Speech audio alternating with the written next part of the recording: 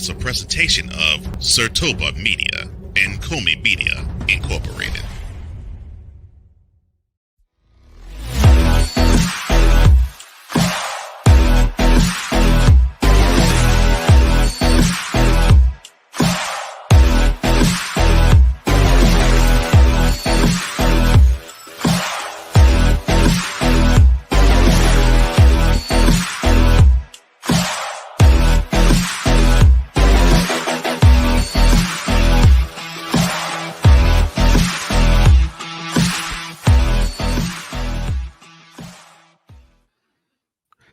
I know what you're saying to yourself. Cole, wait a minute. Football season's over. Aha, the NFL season's over. But Total Football Talk continues right now.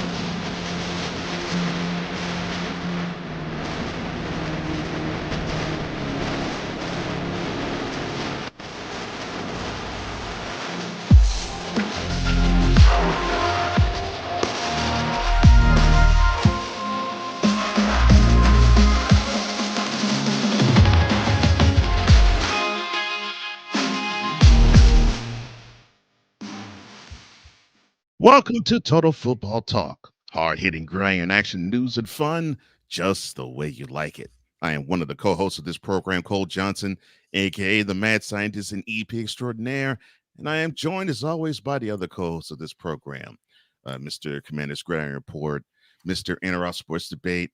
I'm Mr. D. Willie in the evening, amongst others. The man in charge of the D. Willie Bucks, D. Willie, a.k.a. Drew Willingham. How you doing, man?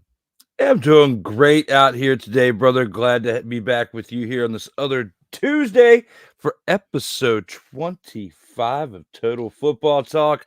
Definitely looking forward to another great episode with you today, and got a lot in store to discuss with our people out here on these streams. Wow. We've actually gotten to almost a half a year shows. Goodness gracious. The time flies.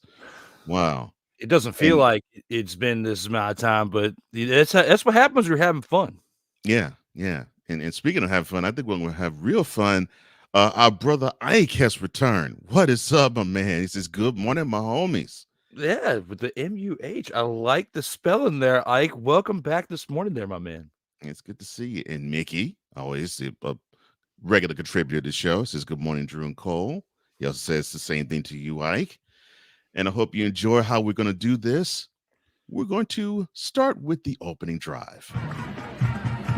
All right, let's go. We got trips, right?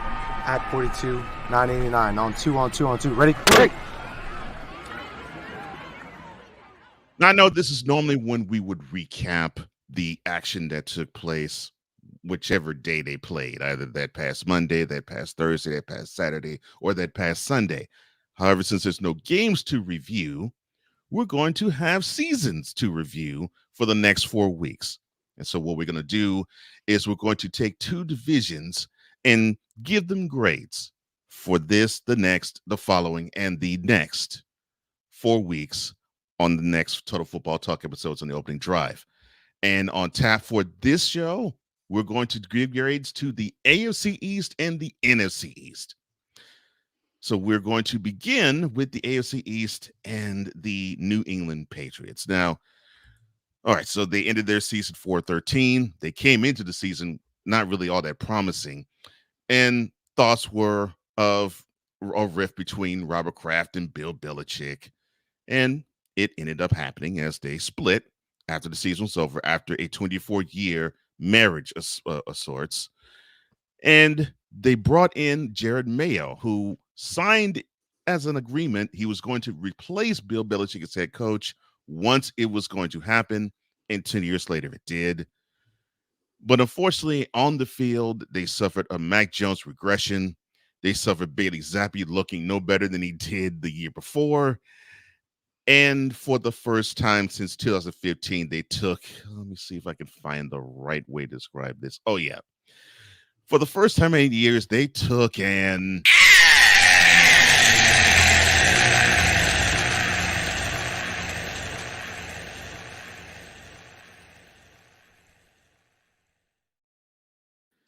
to the New York Jets. All right, so your thoughts on the Patriots season and what's to come? You know, it was definitely the worst season out of all four teams in this league. In this division, I would say right here. With being 4-13 and looking at all three aspects of grading offense, special teams, defense here with New England Patriots, I'd have to give this team an F for failure. They failed. They absolutely failed. I'd love to drop an F-bomb, but we can't. We're a kid-friendly program when it comes to our language out here in these streams. But F for failure is what I'm aligning with this team right here. You had a coach who undoubtedly is going to be a Hall of Fame candidate at some point. Yes. No matter when they elect him, nominate him, so on and so forth. Okay. He's going in, regardless of how he's getting in, if he was carried by who. Okay. He still has 6 championships as a head coach, 8 altogether between his 2 as an assistant with his time with the Giants, team that we'll talk about here shortly during this coverage of the East divisions of the NFL today. But I would have to say, based on the downfall that's been going on since pretty much the year 2020 up until throughout the past season, looking at all three aspects of the New England Patriots team, I have to give them an F overall for effort and for grade between all three phases in offense, defense, and special teams. Yeah, yeah, because there's many times during the year where you got a chance to see how hard this Patriots team regressed. I mean, they dare say they're 6 years removed from winning a Super Bowl, and they don't look like that team. I mean, it's horrible all across the board. And F is the proper grade that I would give every single aspect of the team. Dare say, for the exception of ownership, but but I think Robert Kraft was coasting, and he probably deserves an F for this year, his doggone self. But coming into the year, people were wanting to have Bill Belichick go, and I think it started there. And you had doubts at QB. You definitely had doubts with skill position players. I mean, the hype was, "Woo, we got Ezekiel Elliott." Really? Ezekiel Elliott is going to be on our backfield. That was the biggest hype for a skill position player that the Patriots had all year long. I still look at his final play in Dallas. Yes. Right. So he has a comical end to his Dallas stay, and he goes to a comedy of errors in Foxborough. And then the defense, sometimes they took turns playing like they were inspired, and then they had games like the 34-0 butt whooping that the Saints gave them in Foxborough. So it was just horrible all the way around. And now they're a team that they have a head coach, but I don't know if they have a quarterback. Because would you want to throw Mac Jones in there for the future? Because to me, I think you consider Mac Jones the same as you would Bailey Zappi. It's like we really don't have anything. And now we have to see if they evaluate talent differently now that Bill Belichick is gone. That I want to see. Yeah, I don't think they have anybody on this team from when they won that last Super Bowl. I mean, looking back on the roster now, I couldn't remember if there was anybody that was still on the team, and unless you guys out there in the chat can recall anybody that was on this team back then when they won that last Super Bowl, I don't think so. And the sad thing is not enough time has passed that you would normally think that this team has been blown up and rebuilt. Most of the time when you have a Super Bowl champion in that short amount of time, you still have members on the team that have signed long-term extensions or whatever. Right. That just goes to show how much turmoil was going on within this locker room. They've had to blow it up and make changes pretty much since the start of this past decade. So, new coaching in there. At some point within the next 10 to 15 years, we're going to have new ownership in New England because Robert Kraft is getting on up there, depending on if they keep it in the family or whatnot with Jonathan Kraft. But anyway, that the success might not be there like it was under Robert Kraft under the past past 3 decades. So we've seen it with the Raiders transition with the Davis family with bowl cut. Can't quite get it done over there for the Raiders. So we could not be seeing very much success coming from New England for quite some time. And if you're a New England Patriots fan, it could be some sad times ahead. Ooh. I can't disagree with anything you just said because, I think soon to come will be ownership changes because, I mean, Robert Kraft is not a young man. So you have that coming. And, which way are they going to go? The Raiders route where Al hands it down the mark? Or will it be the Broncos where Pat Bowlen's like, I'm not going to have any of my children own this family. I'm going to put it out. I'm going to put it out for sale. And now it's under new ownership. So, Mr. Kraft has a few decisions to make in the next few years. One of the biggest ones he just made this past month. Sig Dickey, he says, good morning, good afternoon, good evening, good night. All the way from Norway. Thank you for your vintage greeting.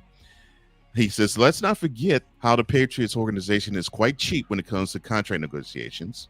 Haven't forgotten.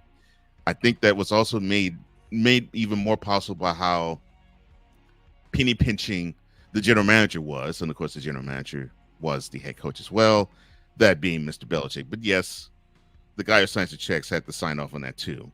So, probably something that Robert Kraft was saying. Oh, and Six says, for some reason, I can imagine Cole driving a 72 deuce in the quarter while bumping One Way's Cutie Pie. You're the reason why I love you so. I'm gonna let you go. You're the girl who makes me feel so good. Cutie Pie.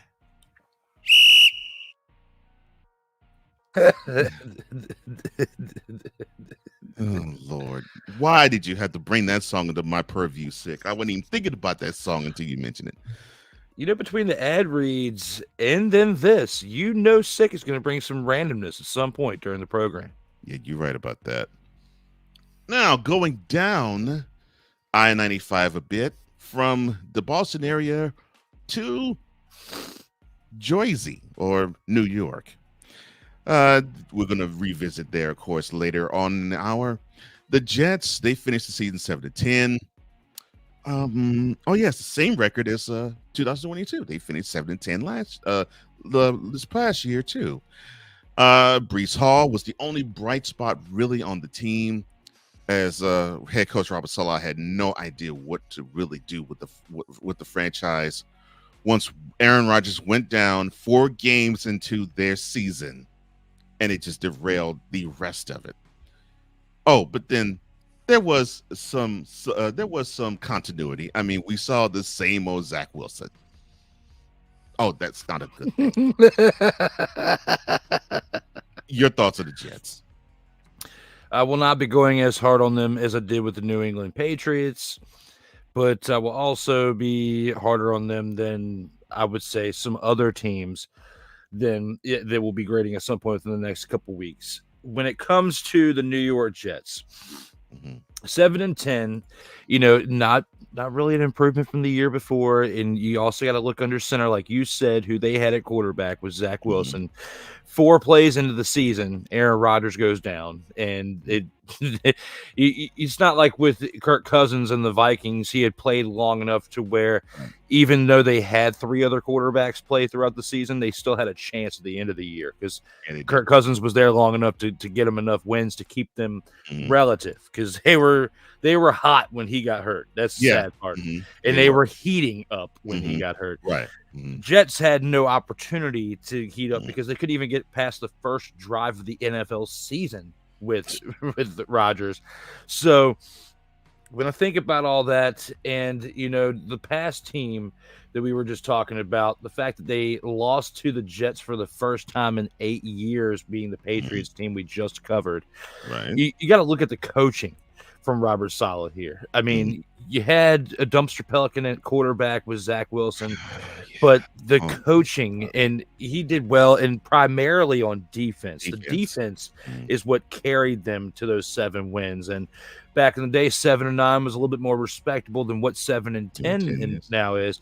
But when you look at the overall core of the weapons that the Jets had for this season, for them to finish 7-10 with their starting quarterback of the stature that Aaron Rodgers is, for them to finish 7-10 is pretty remarkable, Cole. I can't give them, based on the defense, the coaching alone. They were so close to having a positive record. In some eyes, I might be ranking them a little bit high according to others, but I'm going to give them a C- is what I'm going to give them for this past season. And had they had Aaron Rodgers at quarterback, the offense would have produced a lot better. But regardless if he went down after 4 plays into the season or not, he was still going to have struggles because that offensive line has been playing like absolute garbage for the past few seasons. Now, if they make some additions this offseason via the draft, trades, free agency, we could see something special building over here in New York, but they're going to have to do it quick because Aaron Rodgers, now 40 years old, you got 1 guaranteed season from him this upcoming season. If it's it can't get much more worse than, in my opinion, than what he had for this past season. He goes 5 plays into this next season. He had an improvement. Okay. So if we look at it that way, it can't get much worse for Aaron Rodgers. Now, if the Jets, don't do any better than 7-10 this season with Aaron Rodgers, my opinion, it's over. They're going to have to completely restart it all like they were going to have to do before this past season when they were thinking about moving on past Zach Wilson.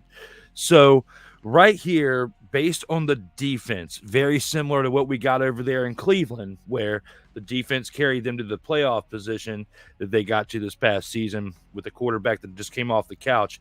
The Jets can do that in a similar fashion if they make some improvements to this offensive line and get another weapon or two when it comes to receivers, because he's got to have somebody to throw the ball to. But based on the way that Aaron Rodgers bounced back, I think that the 2024 season will be a very big improvement.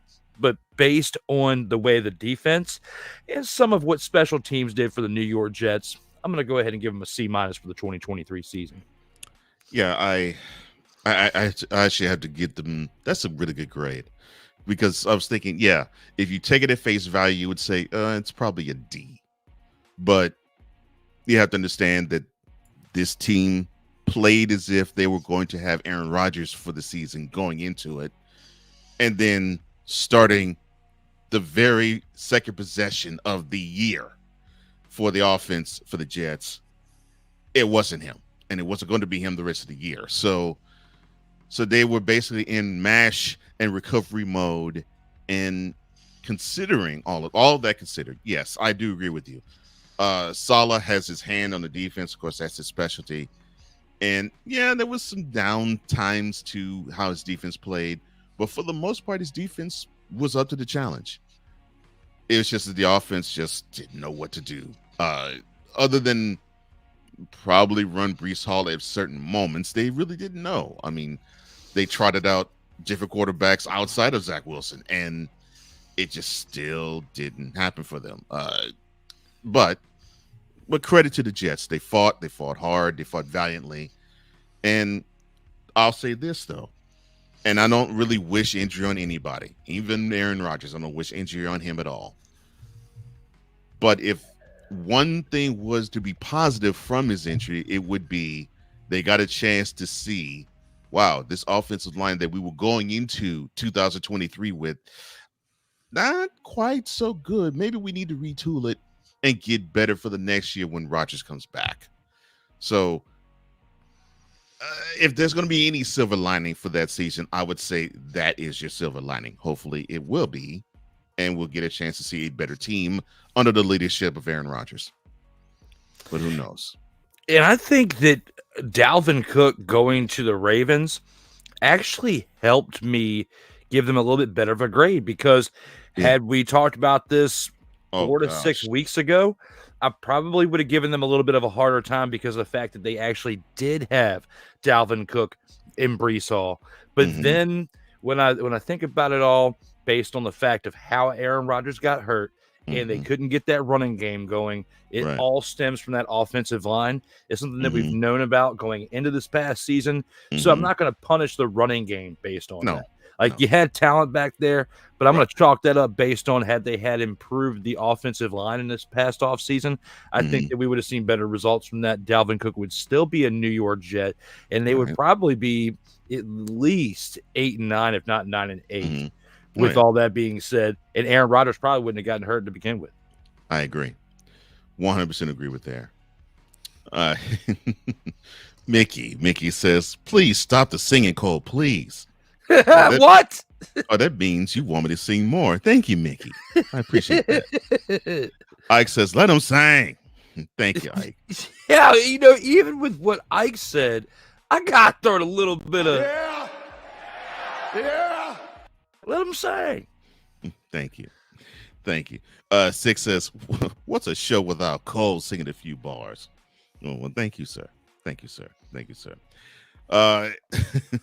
He also says, I can't believe you discussed the Jets without our own Ryan McCarthy in the chat. Well, I'm surprised. And if you are hearing or within earshot, Mr. McCarthy, please come on into the chat.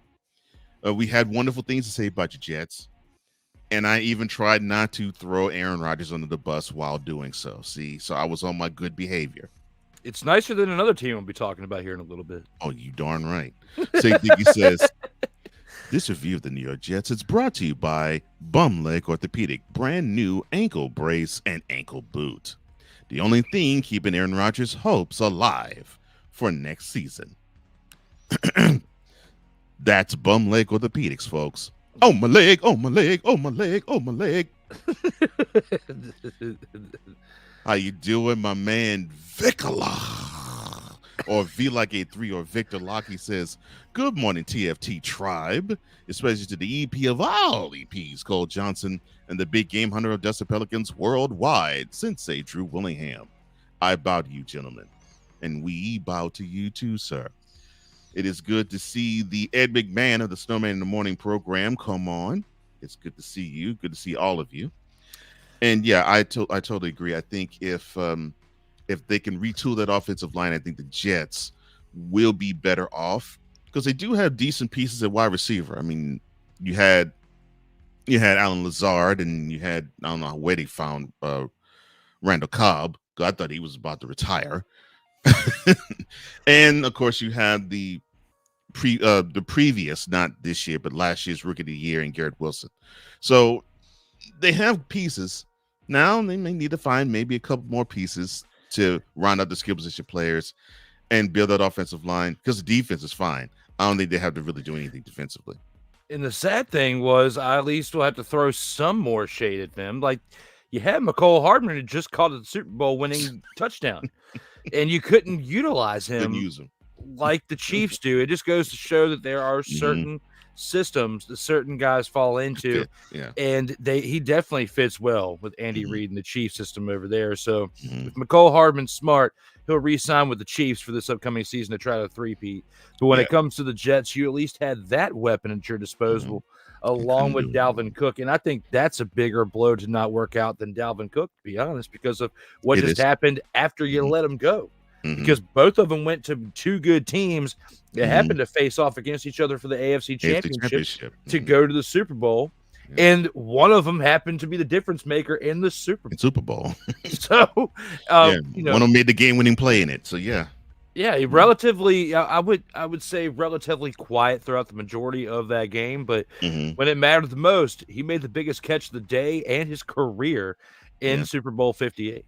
Yeah. Shout out to you, McCole. Not only give you the game winning, but the longest play in that Super Bowl too. So I mean, he, as bit of a piece as you might think, he came up big in the moments that he had to come up big. All I can do is just tip my cap to you. And to the Jets, ouch, that hurt. Now I'm glad I actually said that hurts. To a team that I think in the beginning it was great, but the end really smarted. And that's the Miami Dolphins. They were cruising And I mean cruising the AFC East. I mean, they actually had a hold of the number 1 seed at one time. But they ended up being the number 6 AFC playoff seed. Now, they came into the season a little banged up because Jalen Ramsey hurt himself in preseason. But he returned midseason and did okay. Didn't do great, but he didn't do bad. The defense sort of rounded into shape. It wasn't great, but it wasn't bad. But they were the unit that you basically forgot about and didn't really think much about because it was all about the offense. The thought also was, would Tua Tagovailoa would stay healthy and find his way to not be in that tent to check for a concussion. Thankfully, he did not suffer one this year. And Tyreek Hill, who was on his way to becoming the receiver to have the most yards in a singular season, torrid start, but cooled off faster than the Arctic Circle in December. And this team, and I did mention that they controlled the AFC East, they held the lead the entire year until week 18 when they took an L to the Bills. Oh, I'm sorry, I did that wrong. Yeah. A hot Miami January night. All they had to do was win. They'd be the number 2 seed, but they took an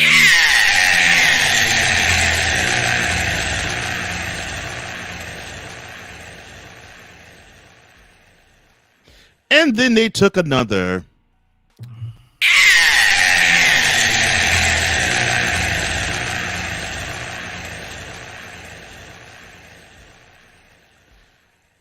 the very next week, going to KC under what was it 4 below 0 temperatures.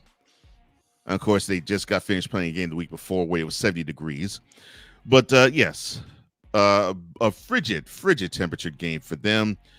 They got beat by the eventual world champs, the eventual back-to-back world champs, the new dynasty in the NFL, the Chiefs, 26-7. All right, what do you grade the Dolphins, sir? You know, the season was one of the best ones to watch, I'd say, throughout the first 10 to 12 weeks. It was definitely a hot season because even when you look at the way that it ended, the Dolphins ranked first in the NFL in offensive yards, 401.3 yards per game, sixth in rushing yards with 135.8, first in yards per carry, 5.1, second in red zone efficiency at 65.5%, and second in scoring offense at 29.2 points per game. All that being said, those are stellar numbers for any team throughout the majority of before a 16-game season, now a 17-game season. And, you know, with all that chasing of records, instead of pacing yourself, you kind of screwed yourself for a playoff run right there because for, 3/4 of the season, they were chasing a receiving record, a receiving yards record, or offensive production stats, overall. So when I think about that, had it ended in a great fashion, whether it be a Super Bowl or at least the number 1 seed, because we're going overall season, which a big portion of that is regular season, for them to go from a 1 seed, which is a seed that we saw for many weeks and thought they were going to be to end the season, to have the downfall that they did in the last 4 to 6 weeks of the season to go from 1 to 6, I would have to give them, and to try to be fair based on the production they had that first 3/4 of the season, I'd have to give the Dolphins a B- for this season because you have to give them the credit for what they did the first 3/4 of the season, right? You can't completely take away from that. But I still have to grade based on the outcome of how the season at hand was. And to go from a 1 to 6, you still made the playoffs. So I still feel like you deserve to be up there with a grading, but you shouldn't be. I was kind of tossing and turning a little bit. Should I give him a B? Should I give him a B-? Definitely wasn't going to be a B+. But a B- I feel like is a safe pick here because, they had a great season overall. And, They deserve their praise on the defense and the offense, primarily on the offense, because the numbers they were putting up were stupid, like Madden video games stupid, the first 3 quarters of the season, especially that one game against the Broncos that we're not going to talk about right now. But when I think about the production that you got out of the Dolphins during that time, and then with the downfall, to try to meet in the middle with some type of median and some type of positivity from it, I got to give them a B- and say they definitely have something great to build on for next year. Let's just hope that they don't completely fall on their face. But I like what I'm seeing offensively. I think that when we get to the playoffs, Tua definitely learned some lessons to help, Oh, yes, he did. To get him ready and mentally prepare a little bit better for the next go around. Yeah. But I feel like they need a few more pieces on the defense to help out, especially in that secondary over there. But the offense, you don't need to tweak that much. You guys have got something good. You just need to remain consistent over there in Miami. But B- is the grade I'm going to give the Miami Dolphins on this day. Yeah. I do like the fact that offense is balanced. I think that's the one thing I like about that you would think because I called them basically the fast break, the fast break in football. They want to spread you out and just run. And I don't necessarily mean run and carry. I just mean they just want to run the defense ragged. And I love the fact that even though they do have the ability to strike deep and throw the ball as often as possible, they want to run it too. And that is going to take them far. That's going to help out the defense, and it helped out the defense for much of the year. But of course, the problem was when they couldn't really get that running game going, the defense was a bit exposed, like you just mentioned, and they would give up 48 points to a team like the Bills, where they weren't really cooking really until they met up with them. And I'm not talking about, of course, the last game of the year. I'm talking about when they went to Orchard Park in October. So when you have those types of outputs and it's up and down, and the consistency isn't there all the way around, B- is a really good grade, because they were hovering at the number 1 spot, no worse than number 2. I mean they were competing with the Jags at one point. They were of course competing with the Ravens at one point. They were competing with the Chiefs, and all the while they were consistent. They were consistent at 2 or 1 for a good while until the Ravens actually really caught fire, and we'll of course talk about them in another time. And they took it on home, and the Dolphins decided to just fall off the face of the earth in terms of football parlance. If they also get a pass rusher, I would like that too, and I think they need to have a strong defensive leader. They need to have a strong middle linebacker that can galvanize that defense and have them be pointed in that one unit direction. I don't think they have that quite yet, because they got dynamic pieces, Xavier Howard, of course, and Jalen Ramsey, but and even pieces that are unheralded like Andrew Van Ginkel, but they just need to have more solidification on defense, like they actually have on offense.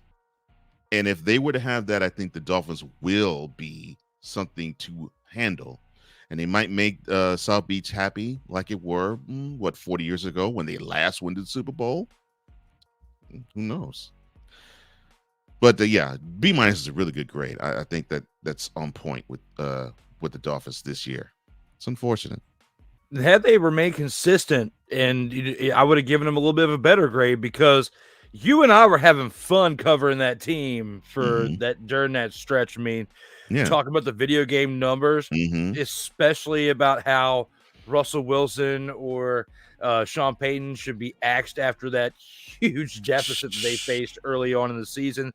I mean, we were ready to see heads roll after that game.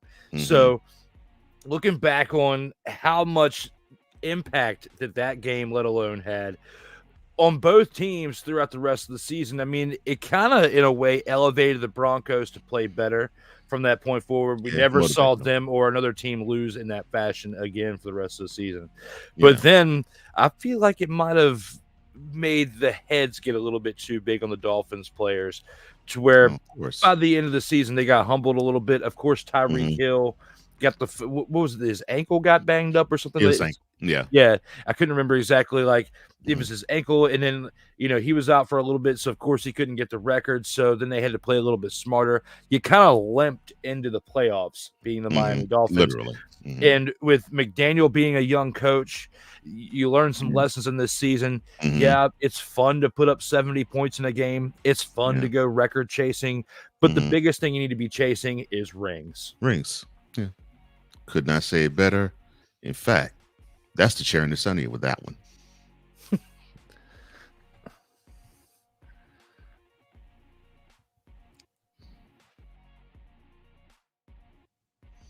Now we get to the AFC East champion Bills, and we did not think we were going to say that on Thanksgiving. Yes, that's right. That's right. The reason being, well, after that disappointing 37-34 L they took in Philly, they were 6-6, and they were at the time the 11th seed. And unfortunately, after that game, Ken Dorsey, the offensive coordinator, got the boot, which made my brother happy for some odd, strange reason. But then the Bills decided to actually hitch that wagon. We talked about Dalvin Cook. His younger brother James actually toted the rock a little more, and they ran the table, going 5-0 the rest of the way to end the regular season. And along that journey after that, they got the number 2 seed, of course, beating the Dolphins in Miami to get that number 2 seed and the AFC East championship. They defeated the Steelers in the wildcard round, 31-17. The game wasn't that close. They started off 21-0 early in the second quarter, and of course, this was after much of the country was buried in snow, and so were they, and of course they dug Rich Stadium out of snow. And then we get to another wide right game. Yes, I know we're not talking about Super Bowl 25. No. We're talking about the AFC divisional round game in 2023 season that they played against the Chiefs, where they lost again to them, this time 27-24. Your thoughts on the Bills 2023 season, sir? Well, once you mentioned the name Ken Dorsey, you should have known that this was going to go.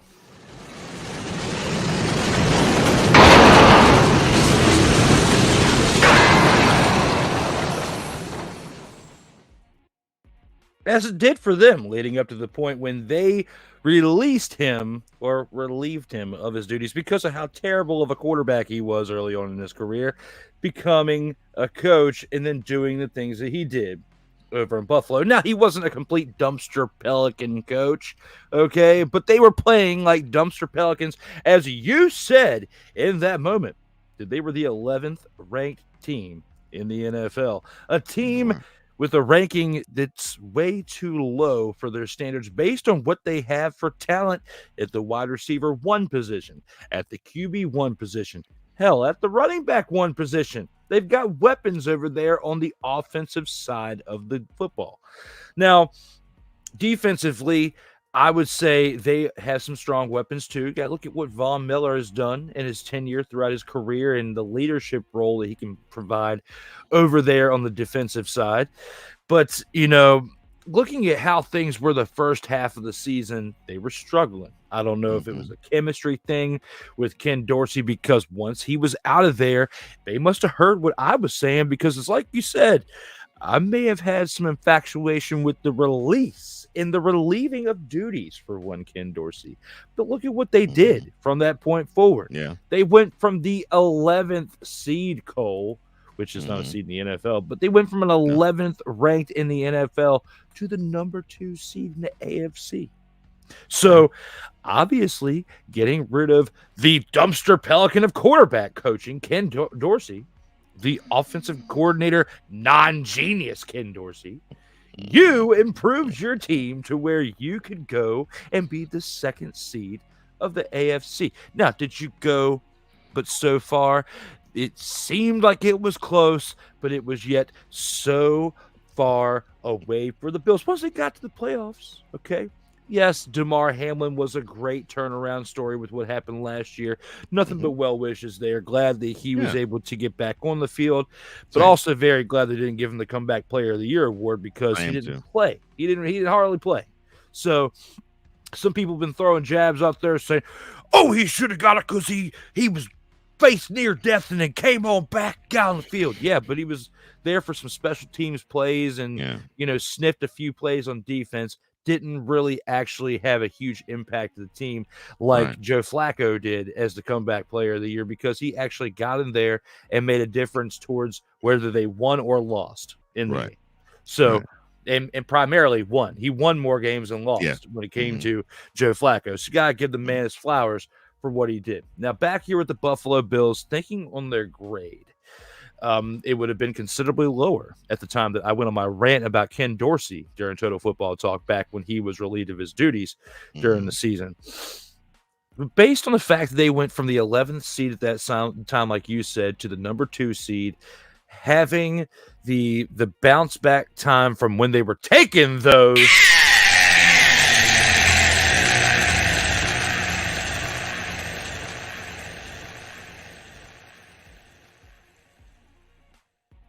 I gotta rank them similarly to the Miami Dolphins in this retrospect, because where the Dolphins would have been like a higher grade as an A, or so before they went on their downfall, the Bills were reversed. I would have ranked them lower because before they had progressed from their regression. So I think based on the fact that they got to the playoffs as a 2 seed without their planned offensive coordinator from the start of the season, and who they had for years up until that point, developing Josh Allen, developing this offense, improving.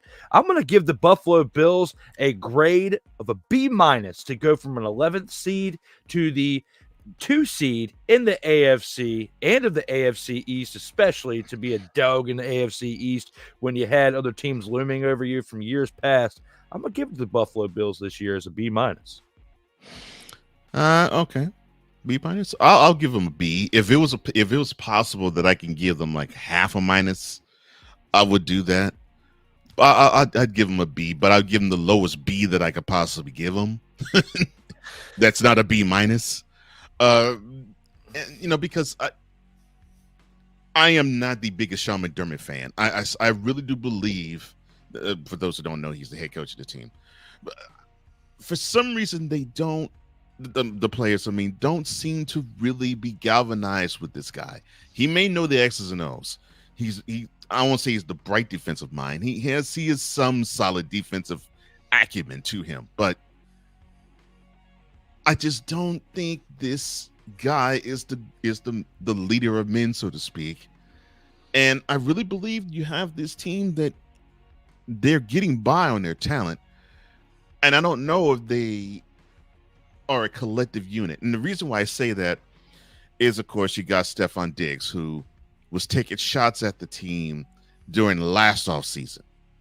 And all throughout that offseason, you had him, not necessarily directly at McDermott, but was taking shots sort of near him. And then even taking a couple of shots at Josh Allen.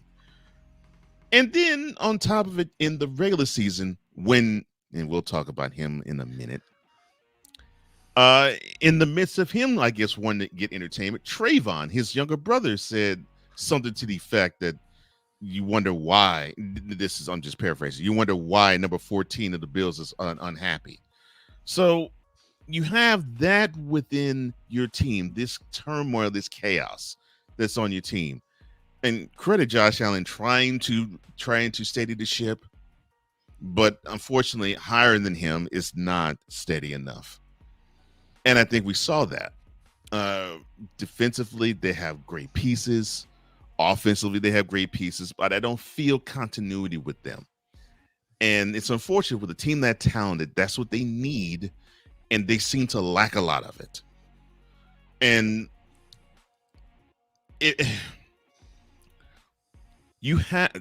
and I will continue to bang this drum about the Bills. So you have this team, they have put you out the playoffs 2 out the last 3 years. You have said, okay, well, if we get a chance to play them in our crib, it will be different. So you had them in the AFC Championship game 3 years back, but you lose by 2 touchdowns. 2 years later, you played the Classic that changed the overtime rules. And of course, in this grade, we'll talk about that later. And so you had this, and you had your mouth all tuned up for hash because you thought you was going to see them last year in the AFC Championship game. You looked so far ahead, you forgot the Bengals actually existed. They just ran you out of Western New York, literally. And then this year, you get them at home. So my thought is, okay, you need to not motivate any longer. It's like, okay, this team has put you out the playoffs. They have been your nemesis. Yes, you have gotten them in the regular season, but you never got them in the postseason. And then they clown you in your house. And to me, that is what makes this a B at the lowest for me. Otherwise, I would give them an A, considering that they were 6-6, and then they sprinted their way to a number 2 seed. But yeah, that disappoints me. I was wrestling with giving them a B or a B minus just based on what Miami did for the majority of the season before they had the downfall over the last month or so. I couldn't quite rank them higher than that based on the production that the Dolphins had all the way through the year up until that point. So that's why for me, thinking about it last night, going back and forth on it, I was like, I'll at least keep them with the B minus. Yeah. Believe me, I want to actually say like be half a minus. That's really what I wanted to say. And the reason why I grade them higher than the Dolphins is because they swept the season series against them. Otherwise, I probably would have them in the same grade too. But I'm not going to poo-poo you putting them in the same grade, because the same outcome happened, although the Bills left the proceedings 1 week later. Also, a quick shout out to Dante. Saw him over there in the chat. Yeah. We were covering the East divisions of the NFL today as part of our Total Football Talk opening coverage, where we got the AFC East and we're going to the NFC East. So we got some teams you'll want to hear about here upcoming very soon. Yeah. Oh yeah. And what's up to you, Dante? I'm going to get to your message, your other message later, because you'll see why. But we're going to get to it. I'm glad you're here, brother. It's good to see you. Eagles fan extraordinaire, if you all don't know. He's probably going to hate what we had to say about the Eagles, not because of what we're saying, but because of how the season went. But he's going to love other things too, though. Victor says, man, his week has been good. My mentality brother, our brother, Wise El Jefe, good morning, he says. Good morning to you, and many praise to you, my man. You know why. Been thinking of you this past week, there, Wise El Jefe. Definitely glad that saw you on your podcast yesterday and got in there yesterday for a few comments. Glad that you're still keeping the head up there, brother, and keep on grinding, doing the things that you can out here in these streets to make those proud of you that we wish could be here to watch what we're doing out here these days. Yeah, and I have no problem saying this. Yes, I'm full-fledged man. I love you, brother. I have no problem saying that. Dante says, look, it's tough to judge the AFC because they're stacked with quarterbacks and talent. It's definitely the harder path. Yeah, because the Chiefs are now the kings of the hill, I think that's what you're seeing. I think you're seeing a lot of teams want to basically pattern themselves after them. And yeah, it is becoming a harder road to toe because you got really good quarterbacks in that conference. I'm looking forward to revisiting the one that you were talking about revisiting from him. Oh, I now that you put that one up there, I know exactly where you're going with that. So looking forward to covering that too. But yes, Tante's throwing gems out there in the chat this morning. He is. I love it. He is, because he says, look, if the Eagles had Josh Allen, we in the Super Bowl. That's how bad Hurts was at the end of last year.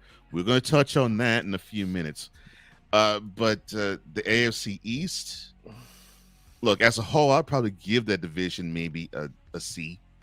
And the reason why I would is, yeah, you could say the Patriots weigh the division down, but it's not even because of that. To me, it's because of the top two teams.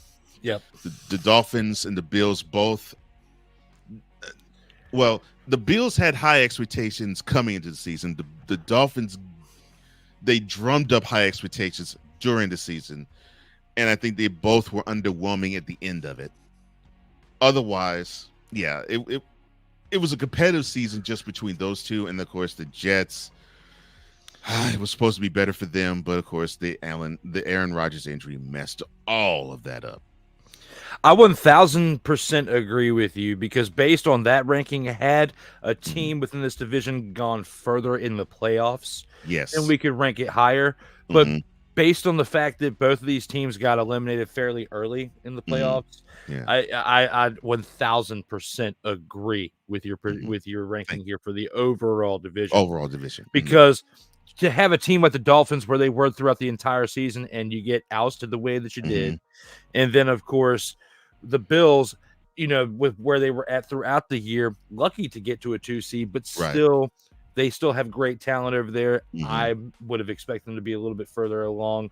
Yeah. Before the season started, I was saying AFC Championship at least the game. I was, not necessarily Super Bowl, but with all that being said, even though the overall picture they underwhelmingly performed because they didn't get to that point, they still made some progressions based on how the season started.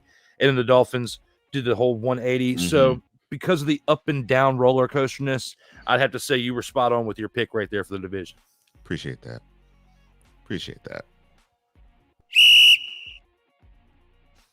And now we get to the NFC East, and this will probably be the portion of the program where I will try to find earbuds and earplugs, because we're about to talk about the Washington Commanders. Now, coming into the season, there was some optimism, because gone was Daniel Snyder, and in came Josh Harris and his ownership group that had Magic Johnson on it. And then you had a new offensive coordinator / assistant head coach in Eric Bienemy. He had to prove something after being on a successful team like the Chiefs, but was getting no love or consideration on having any input on the team. He was going to have all the input possible, and he had it for one season. Midway through the season, they saw the writing on the wall, and they saw the season was going. They traded away Montez Sweat and Chase Young. And then at the end of the season, they fired Ron Rivera. And they replaced it with Dan Quinn. Oh, no, by the way, they decided to hire Cliff Kingsbury for offensive coordinator. But there was one problem. They forgot to tell Eric Bienemy. Oh, good Lord. Your thoughts on your beloved Commanders, sir? I have to do the best I can to not give an emotional take on this actual pick right here, because of what we've witnessed with this franchise for the better part of the past 30 years, even further than this past season alone. There were some positive parts to this season as far as we had new ownership and for the franchise. The huge dark cloud that was over this franchise began to go away, to lighten up. Instead of being so dark and bleak, we had some gray clouds. It was still cloudy. There you go. I mean, it's still cloudy over there. It's the positive part that you can look to. But besides all that, this season went.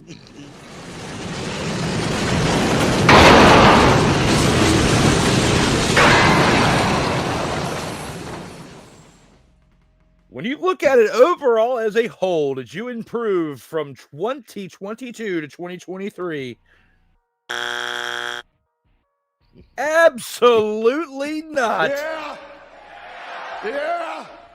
This Washington franchise, they went from 2022 in the 10-year with Dan Snyder, looking overall for a sale, and basically had this guy come in to say this beforehand. Stop it. Get some help. So they go and get that help by Yes. bringing in Josh Harris and the Magic Johnson ownership group. And, they come in, they start off at the local bar, giving out free beverages to the fans and trying to hype things up, get everybody excited about this change in ownership. And to be honest, from that point forward, that was probably the peak of the excitement for this team, because this team played so bad, Cole Johnson. I mean, so bad throughout this season that they were the second ranked team on this list right here of Dumpster Pelicans to play in the NFL. The second, again, they were the second ranked Dumpster Pelican on this list, standing on that Food Lion bag with the right on top of it. That is who they were. They were that Dumpster Pelican right there. Okay. We can get offense, defense, and special teams. The entire trifecta of how we grade a franchise. The talent that you had on defense prior to the trading of Chase Young and Montez Sweat to be producing the negative production that you were at that point with that talent on the team, and still you only had mustered 4 wins up until the point that you had traded them away. Like, we saw one of the biggest displays of inept performance throughout the second half of this season, because they started off winning their first 4 of their first 9 games. I think they won 4 of their first 9 games. They were like 4-5 at that point, because they had a bye later on in the season. So they were like, it started off like 4-5, pretty respectable for me at that point. I was still thinking they were going to have a decent season, at least finish like the Jets, like 7-10. I would have been happy with that had they had 7 wins, because that was around what I was predicting. I was like, I'll be okay and can accept a 7-10 season. I'm hoping for 8-9. I was saying that last offseason. I was putting maybe a little bit too much hype on Sam Howell, and considering he did do fairly decent in my opinion. He did with what he had, because there you go. Terry McLaurin was his number 1 weapon, okay, and practically his only weapon. Yeah, so for him, that's just number 1. For him to get the production from Terry McLaurin, I would say for Terry McLaurin to get that type of production with everything that Sam Howell had going on as a second-year quarterback was great for him. But for Sam to get those type of numbers by spreading the ball out to other no-name receivers and still getting some production out of that in a 4-win season, I have to give him props for that. I don't want to completely throw all the shade on this team, because I'm going to primarily focus in 2 avenues. One, kind of like how I did with the Jets, the offensive line is absolutely terrible. And even though some of you are probably going to be looking at this, well, Sam Howell had like the 19th best offensive line or whatever in the National Football League, so he should have done better based on those statistics alone. When somebody told me that, I still got to figure out how they got the statistic anyway. Okay, for one, that was back in December when I heard that. So maybe they're the 17th best or the 21st best. I don't know, because that was like mid-December, and I'm going to find out what it was and where it was. We'll circle back to that. But what I will say, based on the offensive line and their defense, because a lot of that was spearheaded from Jack Del Rio as their head coach. I mean, not their head coach, but their head defensive coordinator, who was a head coach, still has the mindset of both and can pull it off. So he was the head coach of the defense, like you said, defensive coordinator, getting fired during the season around Thanksgiving. All this turmoil is going on, letting him out of there. He'd been there for 3.5 seasons, and that was a roller coaster ride as well. And there was no improvement throughout this, final season in Washington. So he was the scapegoat at that point.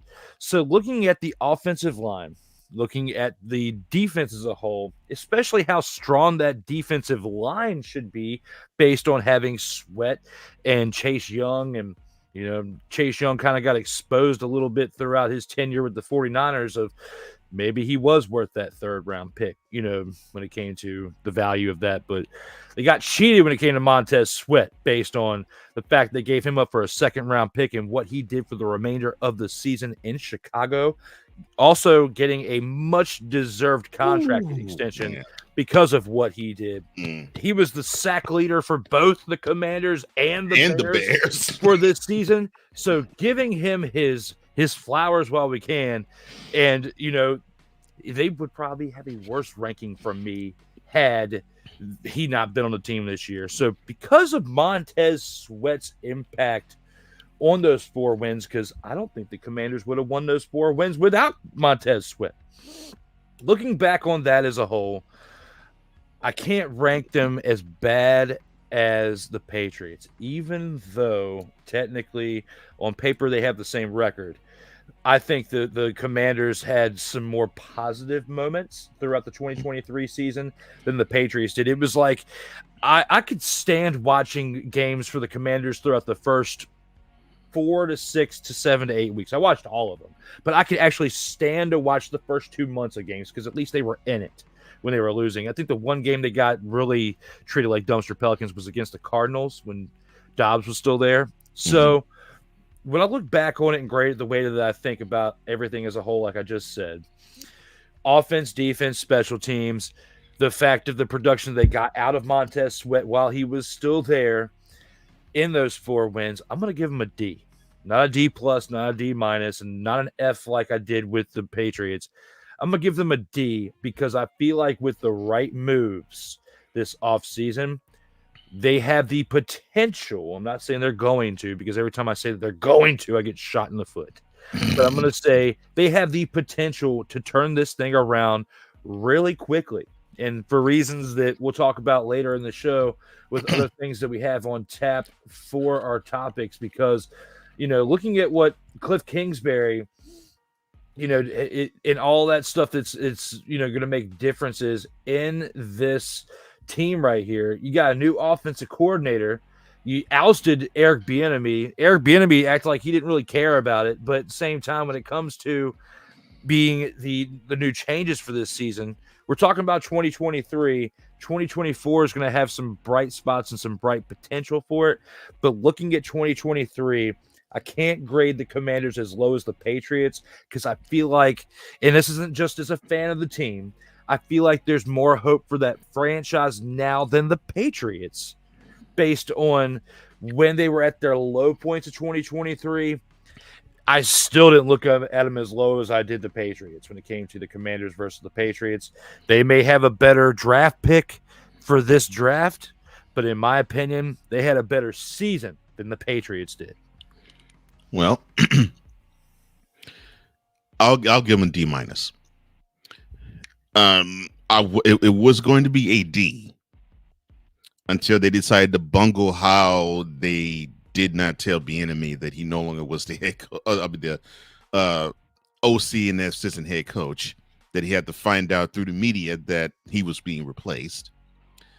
I was like, okay, so we're probably seeing some mismanagement, but only in a different manner.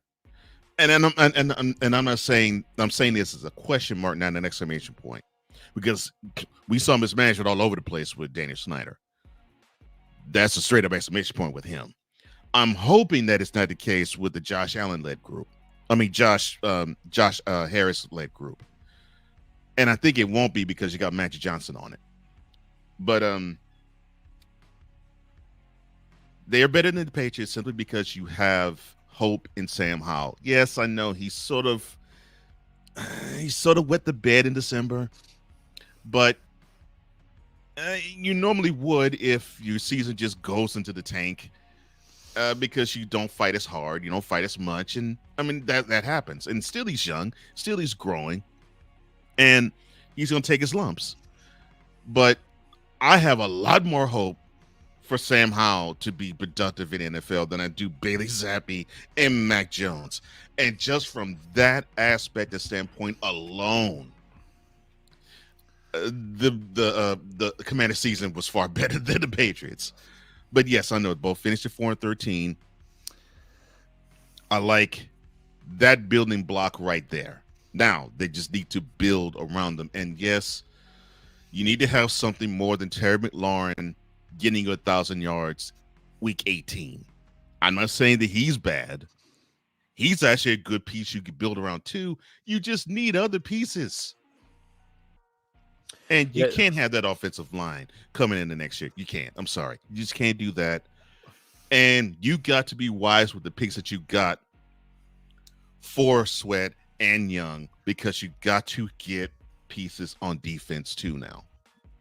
And Dante absolutely crushed it with this take right here, with the Commanders are the biggest upside this offseason, as they're the only team without a QB on a extension. So they, in theory, can bring in a lot of salary cap casualties at the wide receiver, etc. position. Yes. And back to what you just said, Cole, about Terry McLaurin, they need to build around him. They need to do it right now, because if they don't do it right now, he's going to leave. Like, I'm telling you, this guy has seen way too much change in the short term that he's been here, between the change of the name, the pandemic, and all of the wild stuff that's come from that, not even mentioning the team itself. Okay, that's just outside the team. Then you got everything that has happened this past season, the head coaching, the culture, so much has been changed. This guy needs to be in a positive situation. It needs to start now, and it needs to start with whatever weapons they bring in based on the salary cap. They have a lot to play with in the draft. They've got a lot of draft capital. So besides the cap, they got draft capital. So you got the best of both worlds, $70+ million in cap room, plus all those draft picks. We could see something special brewing over there if they play their cards right. And we've also seen it to where teams have had this amount of capital on both sides, whether it be the draft or in salary cap, and screw up, like you said. So yes, in the next couple months, we're getting geared up and getting excited to start talking about the UFL here soon and start covering that. But I'm actually excited to not only cover that, but mixing it up with discussing what moves are made within these teams during the offseason, between the trades and free agency and with the draft, because this team right here that we're talking about, even though I'm grading it what it is, the D, and you saying a D minus is, in your pick, I have a feeling that next year we could be grading them a little bit higher, but they have the potential for that big upside, like Dante said, but will they make their moves? We'll have to see in the next upcoming months. I'm just hoping the team is motivated to build around McLaurin and Howe. And and of course you said he has seen a whole bunch of changes. How about a quarterback? So, and I think that a hometown reunion, even though some people are saying that he was probably part of the demise in the playoffs of the Bills, I would say bring in Stephon Diggs as a wide receiver too. And I said that a couple of episodes ago with you and talked about how, because Stephon Diggs, it's like a hometown reunion for him. Okay, he's got family in the area. He's got family there. He'd be in the same division as his brother. Would get to go against him twice a year. There's a lot more incentive there. I feel like, with that being said, we could see something special there. Will it happen? Who knows? But at least something interesting for us to entertain between now and the end of the offseason. Yeah. And and the free agency kicks in. Wow, in less than a month. Jeez, time flies. Wise says love you too. Thank you, brother. Appreciate that. Oh, Dante, Wise, who's a Giants fan, he says, look, Hurts is better than Daniel Wood-Nichols. Gosh, that is hilarious. I mean, everybody can have a down year. I mean, and it's like you and I were talking about last week. Has made a clip out of it. How there were people saying that Jalen Hurts should have got the MVP over Mahomes last season. Last year. I mean, you got to look at that. At least he had that year, and he will get back to that. I think that part of that had to deal with your coach's head got it a little big. I would say it got a little big, especially when you're mouthing off at the fans and stuff. That at that point you need to sit in timeout. Is what I was thinking when it came to your head coach. So cool heads prevail, I think that Jalen Hurts will be fine. Don't throw us so much shade. He had a down year based on what he did the year before. But, yeah, your coach needs to be in timeout. He's probably already served his timeout. He'll come out, change his Huggies, bring him on back out to the field, and he'll do a better job next season. I hope so. And, of course, we'll talk a little bit more about the Eagles in a sec. Victor, for those who don't know, he's a Cowboys fan. When I mentioned NFC East, this is, oh, boy, this is going to hurt. No, it's not. Yeah. Hey, if it was going to hurt, it would have stung a little bit with the past team we just talked about. True. Why it says Bills are an early season beast, and once December, January rolls around, they suck rhino balls. Oh, and the comment that you have, we're getting to that next, sir. So stay tuned for that. Dante mentioned the better soft season, and I agree. He says, though, no to Diggs. But what about Devontae Adams? Or DK if you have the trade value. I'm loving Adams more than Diggs. And not that I'm hating on Diggs. I think I just like how Devontae Adams rolls in terms of how he plays offensively and as a wide receiver. I love his skill set a little better to me than Stephon Diggs. But is DK talking about Dalton Kincaid, the tight end? Because they have two tight ends. They have two tight ends now, practically, because of their one they drafted this past year. They had those two weapons this year. Yeah, Dalton Kincaid and Dawson Knox. I was going to say Dawson Knox. Yeah, okay, that's who it was. Kincaid's the rookie. Yeah, Dawson Knox. Yeah, and it probably will move from Dawson Knox. Now that we mention it, that wouldn't be a bad pickup for Howell too, because I think that's also what he needs. He needs a safety valve. And you can't rely on DK Metcalf. My bad. I like him. I wish he ran routes a little better. Outside of that, I like him. The athletic skill is through the roof with him. He has good hands. He knows how to be explosive. He's getting better at route running. That's the only issue I have with him. And I think someone like Kingsbury would just make him a deep threat. And I think that would do him a disservice if that's the case.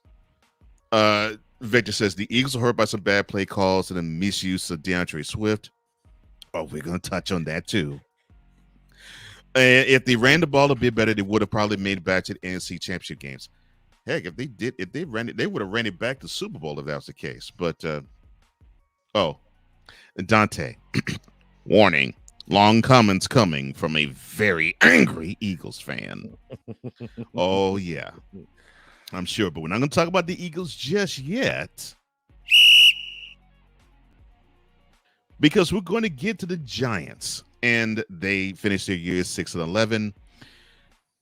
It basically was just this simple. They did not recover from the 40-0 butt thumping they took in the Meadowlands first Sunday of the season and on national television to the Cowboys. Daniel Jones got hurt midway through the season and basically was written out of the season. And he may not be a long-term answer because I keep hearing every week he could be trade bait for this team, trade bait for that team, trade bait for the other team. Same thing with Saquon Barkley. He also might be on the trading block because I keep hearing trade deals with him. And, of course, he's unhappy because they only gave him a one-year deal this past year after his rookie deal expired in the last offseason. But the hopes were pinned on Tommy, don't call me Tony DeVito. That is how bad the fortunes of the Giants went. But hey, but be happy though. Because the Giants swept the Commanders. Yes, we witnessed, as why I said, the Giants beat the Commanders twice last season. And that has a lot of reverberating personal effect with my partner / brother. Yeah! My brother. Yeah. So yes, revel in the fact that your Giants swept the Commanders. Your thoughts on the Giants? Well, first of all, We gotta pause that.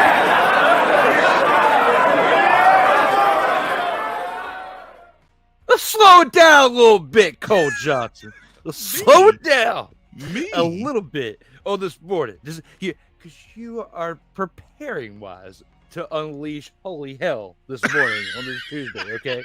So you were like serving it up for him to do that, okay? Let's reel it back in. Let's remember where we are on this Tuesday morning. I was going to give the man flowers before you tried to set him up for throwing some shade, because I loved his comment. I loved his comment when he said, "We them girls." We them girls. I do too. I love that part. And then I'm listening to Cole serve it up on a platter for Wise El Jefe to come in here and give me the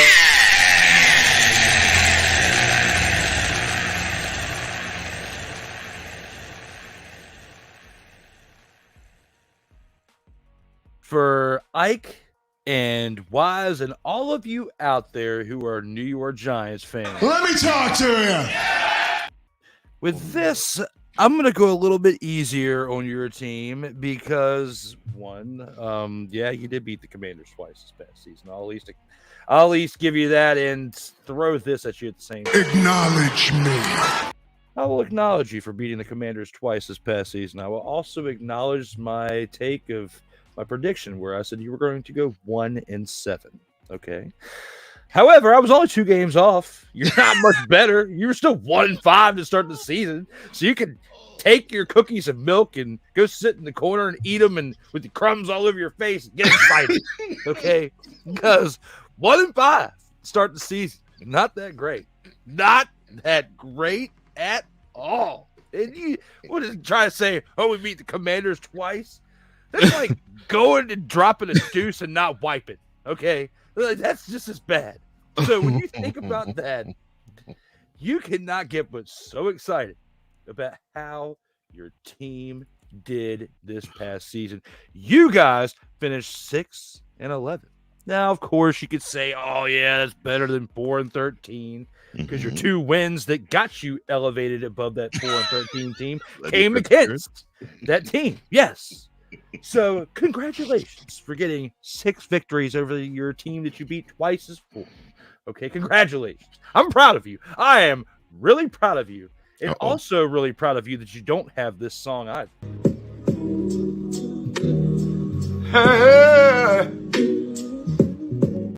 Cole was not expecting me to play that button right there. He was very surprised because I didn't even know I was going to play it until about 4 seconds before I clicked the button. So when it comes to this situation right here, when it comes to the Giants, is I have, with this topic, gone completely.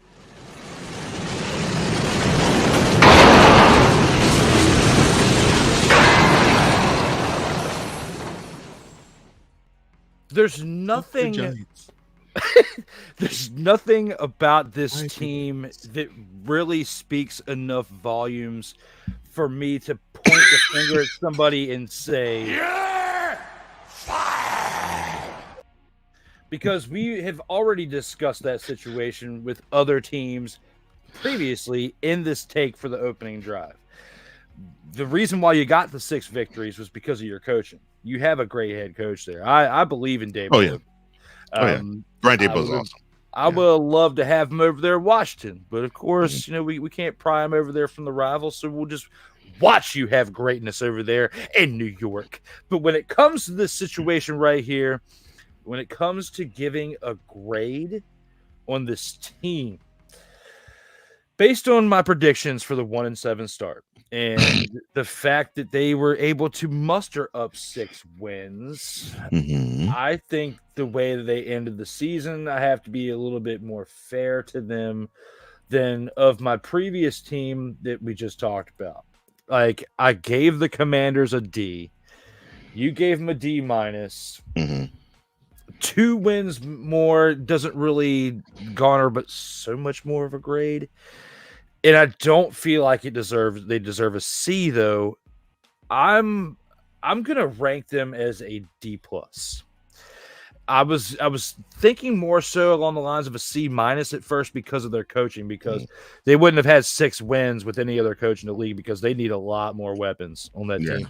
Like they do not have as much of an upside for the offseason this year as, like, say, the Commanders and other teams, because they don't have the salary cap or the flux at certain positions to make the moves like the Commanders and other teams do. So because of that, I can't rank them but so much differently when it comes to this situation right here. I'm going to give them a D+ based on the fact that they were 6-11, and they need to definitely do something with, like he said, Wood Nichols over there, quarterback, because it's not working out. Like, you were supposed to be handing the keys to the Porsche from Manning to Jones.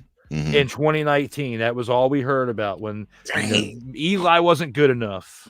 And now you have Daniel Jones and what he's doing. Yeah, I'm giving him a D+ for this past season's performance. I also say D. And I would have been harsher for the exception of Brian Daboll and their defense, because although they lost 11 games, they were in a lot of them because their defense is pretty good. That offense is pretty atrocious. All the offense, the line, the skill position players, the QB, the running back core, outside of Saquon Barkley, and he might be gone. I mean, the offense is horrendous now. It's just bad. And that's the only bright spot they have. If they do re-sign Barkley, it's him. That's the only bright spot, because unfortunately Darren Waller decided to be Bustarama. I don't understand it. The former Raiders tight end, now current Giants tight end, that contributed next to nothing for the team. And when you're, I'm sorry, Wise, when your best wide receiver is Darius Slayton. When your best wide receiver is Darius Slayton.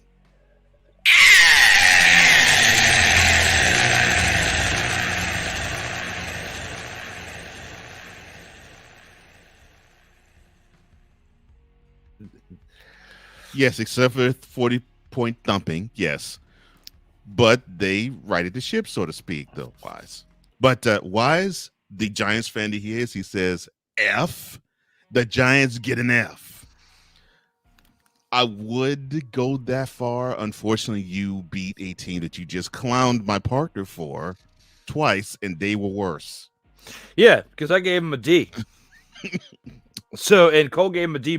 So we can't rank them worse. You had a better record, and you beat him twice. So it's like...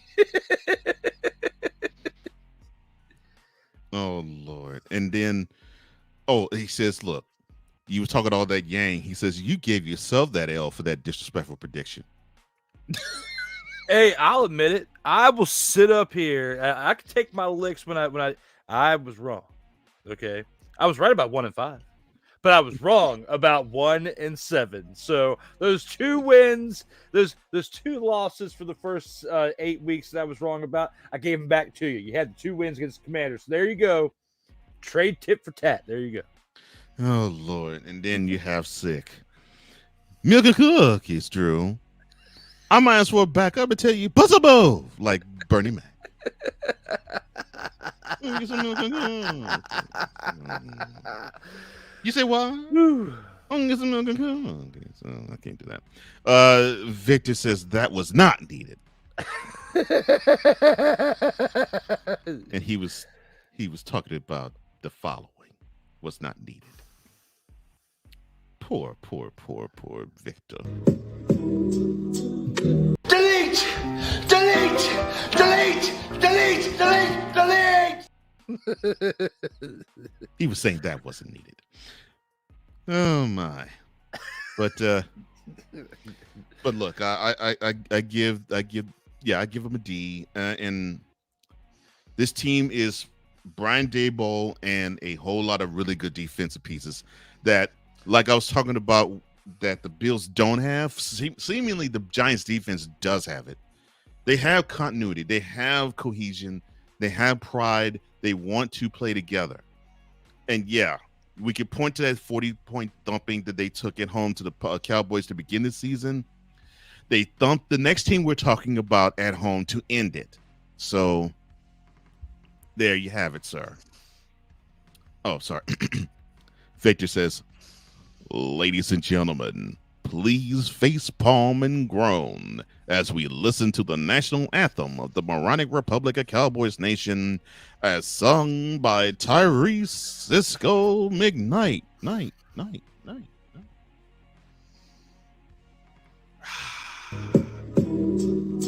Delete! Delete! Delete! Delete! Delete! Delete! Yeah! Oh.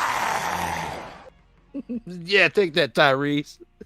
Oh, and Ike it's sick. Ike loves this. He says he got me on the floor with them milk and cookies.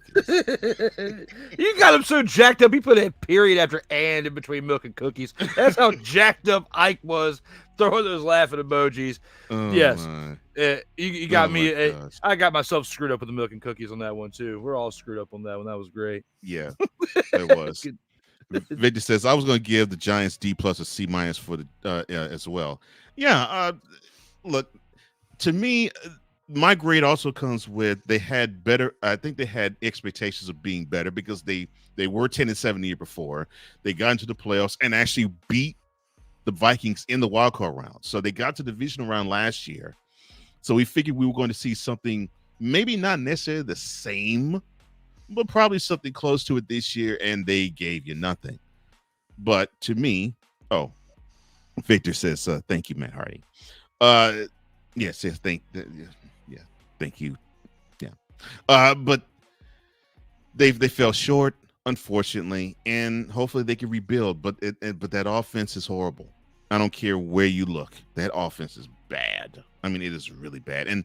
But the good news is that's Brian Dable's specialty, his offense. So hopefully he can retool, get this better, and then they can be better. But we shall see. Oh, Lord.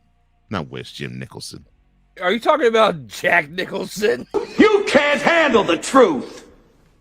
I was like, who's Jim Nicholson? And then when you put it up there, I was like, I was thinking that too. I was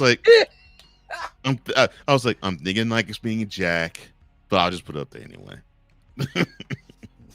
But yeah, that's just the truth, though. It is. But moving on. Oh yes, like I said, 40-0 thumping that the Giants took to begin the season. But what was it, 27-10? Thumping that you gave the next team we're talking about in week 18. Well, it looks like we're talking about possible improvement because the defense is all that the Giants can hang their hat on. But the 11-6 Eagles, they did finish the number 5 seed in the NFC. They had a lot of things they were hanging their hats on, and all of the hat racks completely fell to the ground. They started off the season 10-1, and they were the number 1 seed going into their big time tilt against the 49ers. And then it went.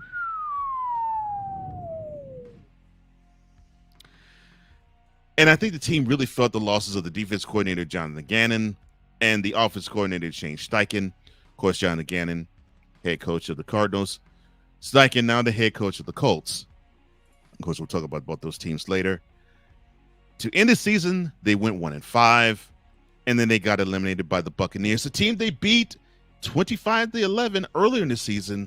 They got skunked 32-9. All right, I'll put it this way. You had a team that I think they really believed their hype a little too much. And think about this. They were third Jalen Hurts interception in the Jets game with 2 minutes to go in it for them to start the season 11-0.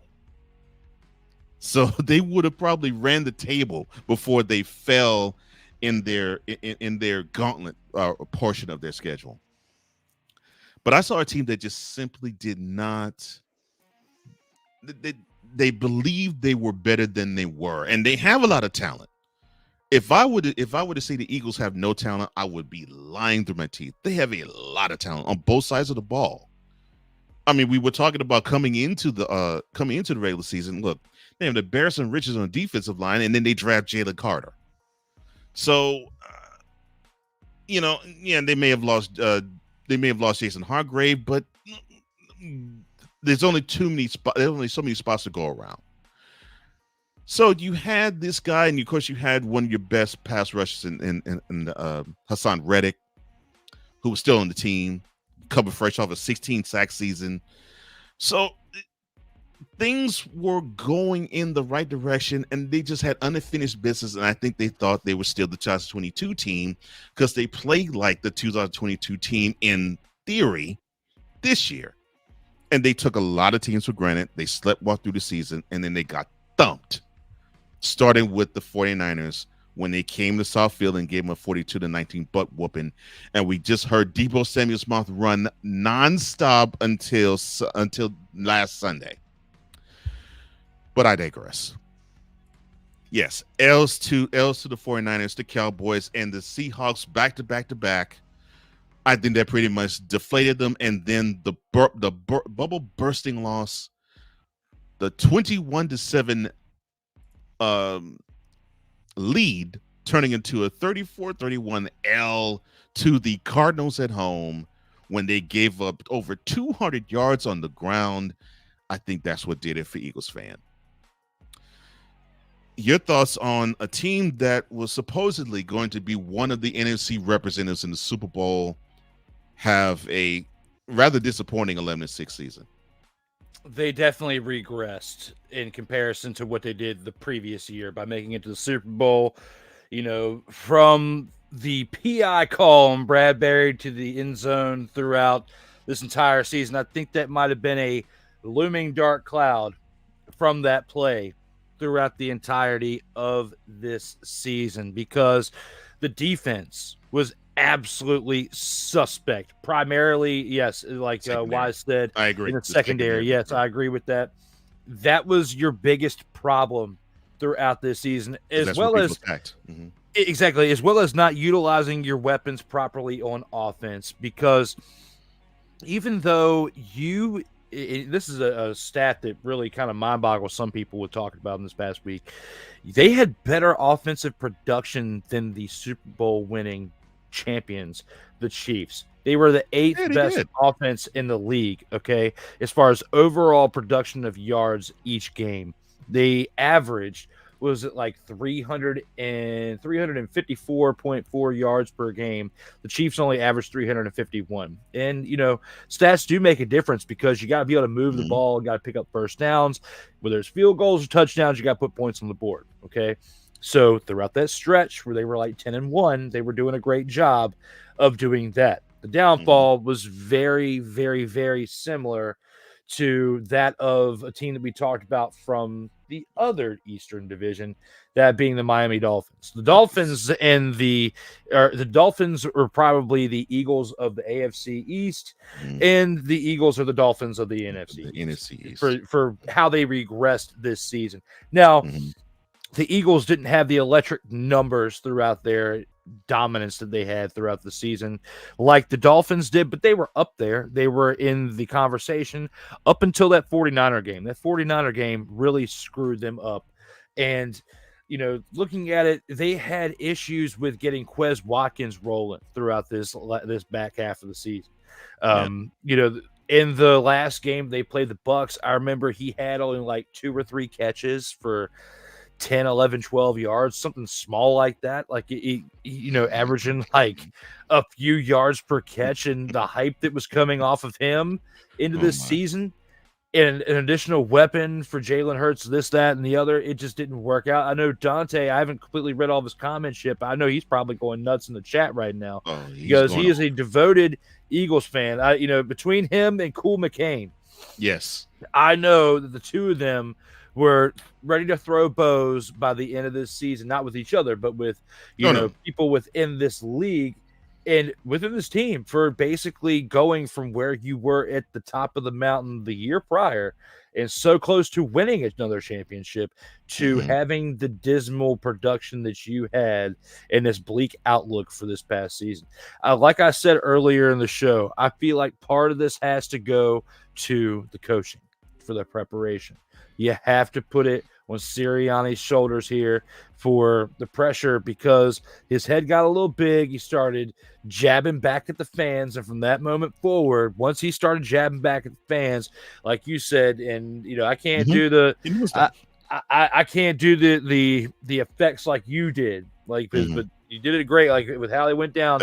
And I think of that more so with this team here than with the Dolphins, because the Dolphins, there was hype throughout the season, but there was also a lot of speculation that because they're going for these records, that what was to happen happened. Okay, for the prediction of it was more so for the Dolphins to take the nosedive for what they did because of what they were doing and putting up all these numbers, these stupid numbers. At some point, they're going to burn out. Okay, the Eagles, we thought, had improved or kept that lit flame going from the Super Bowl the previous year in a very similar way that we saw and thought of the 49ers when they had that loss in the NFC Championship and Brock Purdy's injury, and bouncing back and having what they had for this season, before the 3-game skid that they had. So a lot of similarities there when you compare the 49ers and you compare the Eagles with that. But with this situation right here, when it comes to a grade, it's a little tough because, as we're here in the NFC East, through shade at the Commanders, especially because they were the worst team of the division. With the Giants, I said a D. You said, what was it, a C- for the Giants? I said a D. Victor said either he's going to put D+ or C-. Okay, so when I weigh all that and I think of the Eagles, I can't rank them so low because of what they did earlier on in the season, and this is very similar to what I was saying about the Dolphins in the previous take with the AFC side.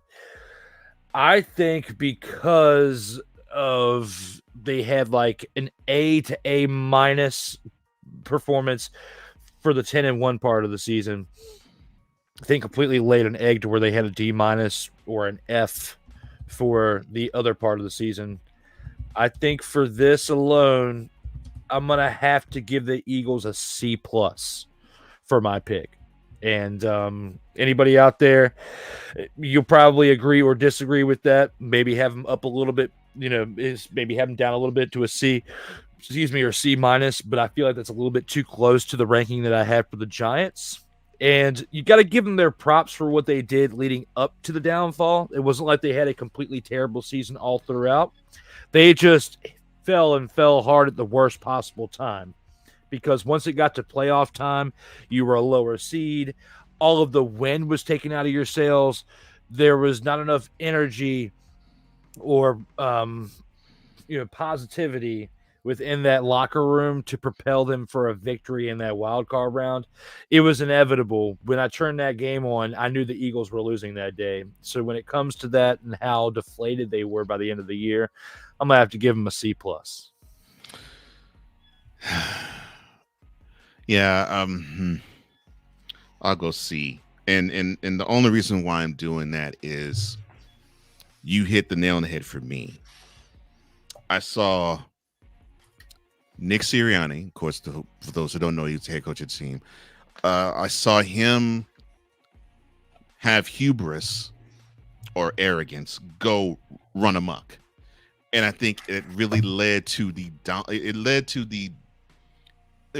regression of the whole team, and the regression could not have been reflected any better than in Jalen Hurts, because I saw a guy who looked as though he was on his way to becoming a really good, solid NFL caliber QB last year. And then this year, I don't know what the heck I saw, because I was seeing a guy who I would actually compare to what Dak Prescott was last year, a guy who was an interception machine. So to me, that's where it is. The two biggest pieces, Nick Sirianni, his arrogance, Jalen Hurts, and his regression, because because the arrogance of the team and having the team regress so hard reflected in number 1 on the Eagles. And now we get to sit back and watch Dante just light the Eagles up. He says, first, this is all Hurts' fault. The only offensive roster that is better than the 49ers. How many teams have an A.J. Brown, Devontae Smith, Dallas Goedert, and a DeAndre Swift? And that's another reason why I do not like Sirianni this past year, because his hubris thought, okay, we could pass our way through things. And you got a running back where you can tote the rock at least 25 times a game with. And if he was going to contribute the same way here as he did Detroit, why trade for him? But I digress. And you only put up 9 points in the wild card run against Tampa.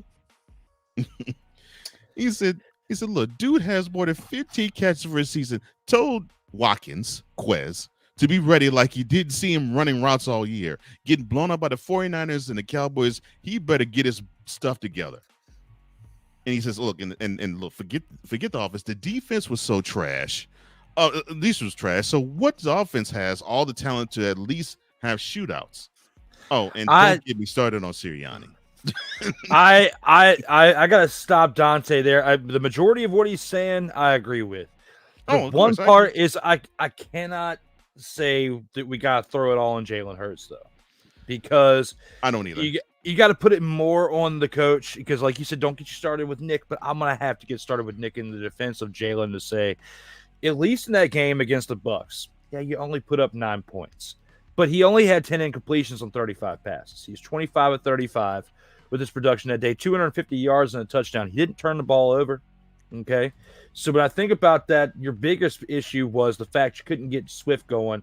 He had 10 carries for 34 yards, averaging 3.4 yards per play.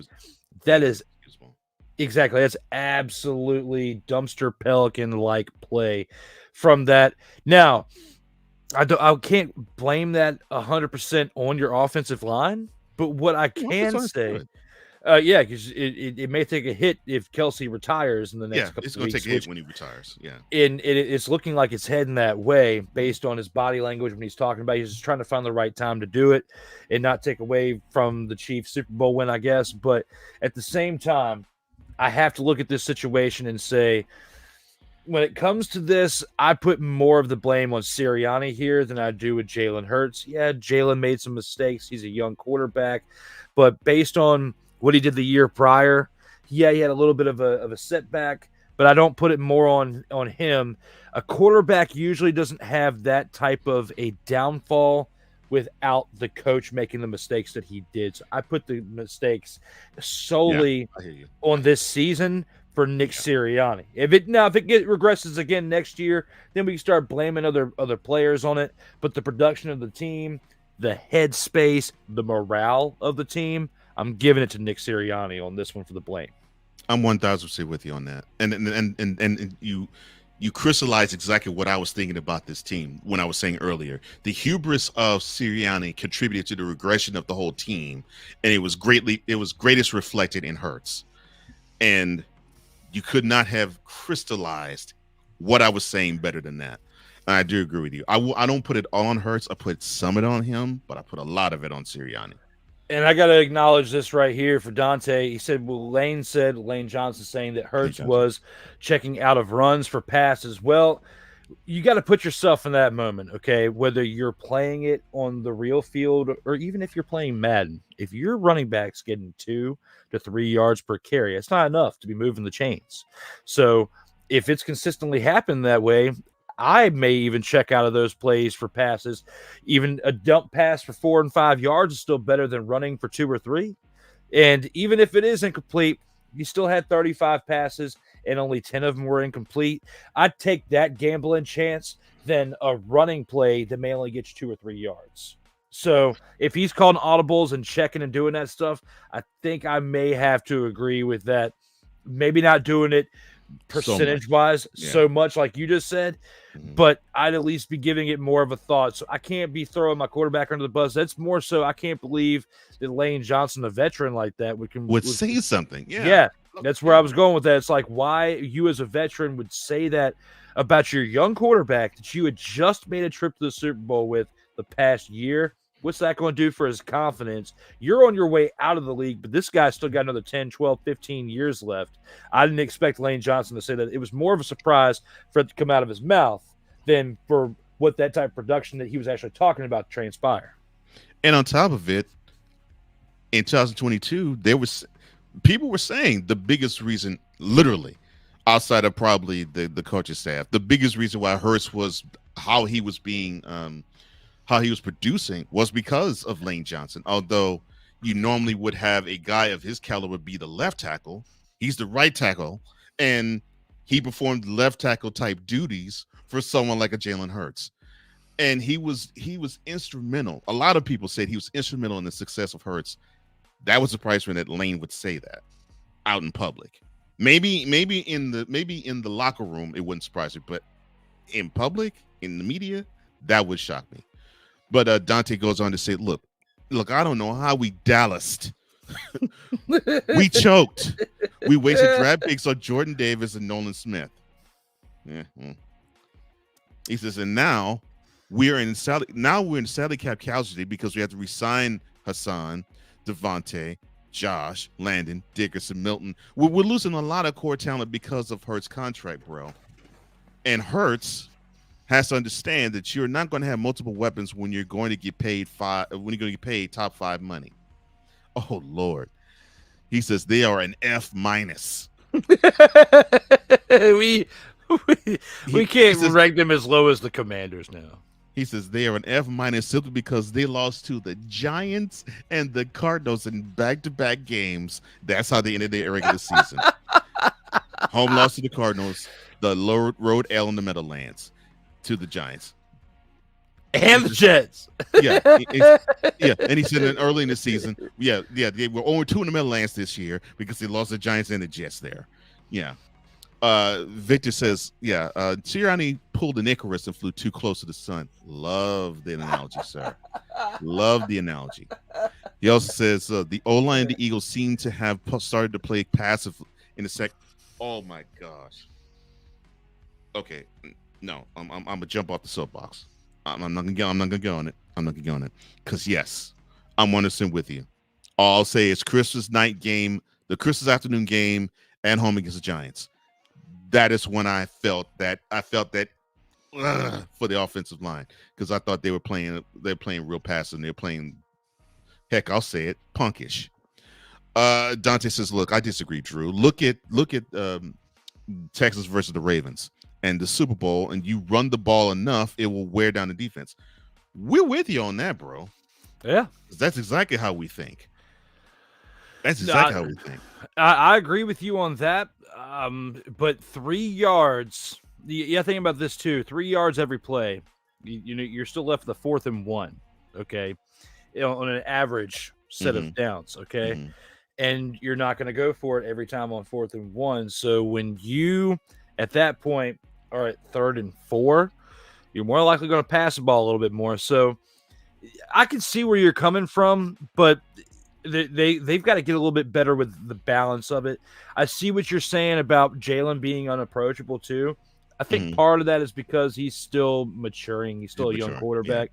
Yeah, so give him another year or so. I think that situation may turn off Kelsey from returning, because had you lost this year, say in the NFC Championship, gotten a little bit further, and it wasn't under the circumstances that you did, I think Kelsey would be willing to put his body through another year of this team to get a chance of winning a second Super Bowl. The chances of you guys winning another Super Bowl in 2024 are a lot slimmer than the odds than what it was for the start of the 2023 season, because your odds were up there based on how you'd done the previous year before. So it's a good take with what you just said, Dante, about the fact that he's unapproachable, because hopefully he'll learn from it and grow, because as a quarterback, you're the leader of that side of the team in a lot of ways over the entire team. So you have to be approachable. You have to be that spark for the entire team. And hopefully they can get that figured out this offseason. There's a very good thing you said right there. Well, and also, I mean, there was scuttlebutt earlier in the season before AJ Brown went on his streak of just dominating secondaries, where he And Brown, he and Hurts had a tear on the sideline saying that they just weren't connecting, and so that might be adding more fuel to the fire in terms of Hurts being unapproachable. He says, "Look, I see what you're saying, but look, Sirianni, he doesn't get it, and Hurts isn't fast. How many times we seen him get chased down? Well, yeah, he isn't fast. He's more of like a quick. He has a quick burst." And I think if he learns that he can't outrun, but basically like Mahomes, he'll run for the sake of, okay, well, I'll get these yards, and if I get as much yards as I can, I'll hit the dirt. If he had that mentality, and that takes time, that takes maturity, then I think he will be better. But yeah, I agree with you. He shouldn't try to run to get as many yards as he can and possibly either get chased down or blasted. Worse, blasted. He needs that Patty Mahomes speed. And the thing about him, and we'll talk about him, of course, later, he just has the way of knowing when to make those runs and how it can break the back of a defense. That is the lane that Jalen Hurts needs to drive down. Not necessarily run it as often as he does, but run it at the right time to where it's like, dang, I thought we had this team stopped and this dude had to be broken free. And that's what you want Hurts to have opposing fans and defenses say. It's like, dang, we had them wrapped up. We had them stopped, but this guy with his legs beats us. And not running 20 times in the game, but just a selective 5 or 6. Where it's like a 3rd and 1 or a 4th and 1, where it's like, oh yeah, we got him now, and then bam, he breaks free for like a 10-yard run. It's like, that's what you want out of Hurts, but he has to learn how to do that. Wyatt says, look, JJ McCarthy, that's our QB. Of course, JJ McCarthy right now, he's in Michigan. He's set to be in the draft this year, and he's hoping that the Giants draft him. Well, we shall see, sir. I forget who was the quarterback, and you might remember this a little bit better than me. Like, that was Jimmy Johnson's quarterback in Miami that Steve he brought Walsh. that he brought into Dallas. Okay, so what if that was a situation over there for the Chargers where they find themselves, because JJ McCarthy's, unless I'm wrong in thinking this, I don't think he's going to be a top 10 pick. I don't think it's going to be a top 10 pick either. So he could slip down, far enough. I'm not saying the Chargers are going to be taking him in the first round, but what if he slips to round 2 or round 3? I don't think he'll go as far as round 3, but what if he slips to round 2? Do you pick him up and have a certain specific Steve Walsh situation over there for the Chargers? Because even though you are enamored and love Justin Herbert, he has had some bang-ups in the past, and if he gets hurt, you got a reliable source of somebody that you can win with like you did in Michigan. Do you pick up J.J. McCarthy in that draft? Is a side question. Well, how looks like how Harbaugh's doing it. He wants to have familiarity, and he wants to have people that he knows that knows his system, that knows him. So that he might do that. Just the Wise's statement had me thinking that for a second. It kind of veered me off to the side, but I'm thinking That's right. It's kind of like a decent insurance policy, but I don't know if he's going to slip far enough for them to be able to make that type of pick. I don't think he'll slip that far. Yeah. Oh, and Victor. Oh yes, it is gonna hurt. And why are we saying it's going to hurt? Mr. Wise Al Jefe, would you please do the honors? We them girls.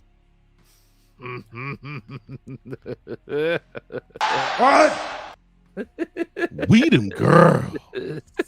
What? I said we them girls. Yeah. Oh, Yeah. I'm trying to get to his comment that he said earlier too, talking about his. There we go. Because he, of course, Wise is a Giants fan. He has a cousin who is an absolute annoying Cowboys fan. So annoying, he calls his cousin out by name every single time. First and last name. First and last. Not just first name, but first and last First name. and last name. Full blast. Yeah, puts him on full blast. And mind you, why is he's putting his own last name on there? Because his brother has his last name. His cousin has his last name too. He says Marvin Otero is crying in the corner of his shower once again because his Cowboys, he calls Cowgirls, lose again in the playoffs. All right, so yes, they finished the season 12-5 for the third year in a row. Last year it was only for a 5th seed. The year before it was good enough for a number 3 seed. This year was good enough for a number 2 seed in the NFC. Mike McCarthy, after ousting Kellen Moore, who now, he was the offensive coordinator for the Chargers. Now he's gone bye-bye. McCarthy decided to take the reins on offense, although he hired Brian Schottenheimer to be the official offense coordinator. I digress. But, let me put this caveat here too. McCarthy said that they were going to go back to running the ball more. That's what he said at the beginning of the season. We're going to run the ball more. Maury. That was a lie. However, though, Dak Prescott had his best season, I should say, since his rookie campaign, where he did not throw for 10 interceptions. So he took care of the ball, and he managed to have the team go up and down the field to the tune of having an explosive offense. And the unfortunate part was for the Cowboys, they lost their star corner, Trayvon Diggs, but they discovered another star corner in Deron Bland, who was catching everything thrown to him.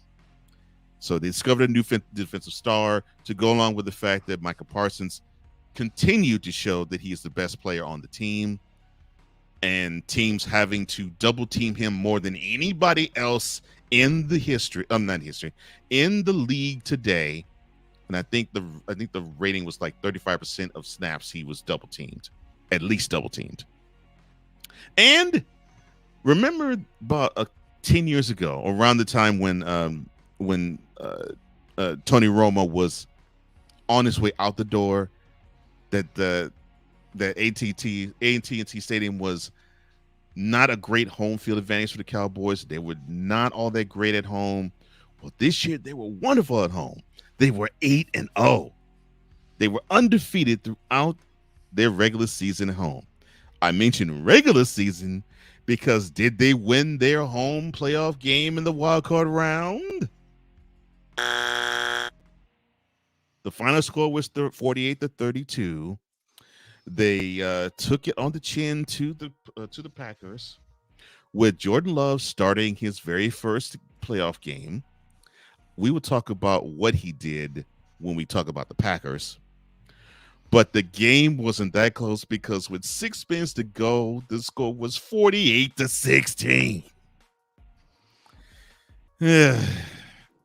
For such a great regular season, the wild card round made this season for the Cowboys such a disastrous failure. Your thoughts on their team and the grade that you'd give them? With this team right here, they got lucky, very, very lucky to get to the number 2 seed in the NFC, because it took the Eagles having their fall of grace to basically get them to that point of the number 2 seed and to win the NFC East. So I still, when I look at this entire season for this team, I cannot even think of anything else but that NFC wildcard round, because of, again, you get to the playoffs. The hype is there as you as the number 2 seed. The Cowboys fans are coming all over the place doing this.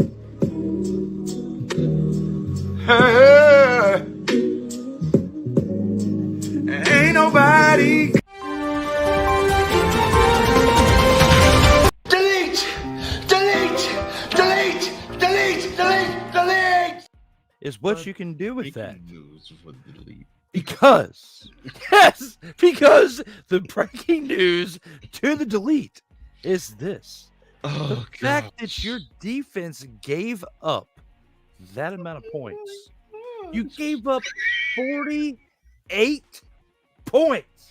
And Well, then, defense gave up 41, but yes. But still, you gave up that amount of points, and your defensive coordinator becomes a head coach. What is wrong with the NFL and my franchise? Which we'll get back to that later, because that had nothing to do with the 2023 season. But when it comes to the 2023 season, I still can't think about anything else but this last game, because we the boys will come in there, we're going to get this win.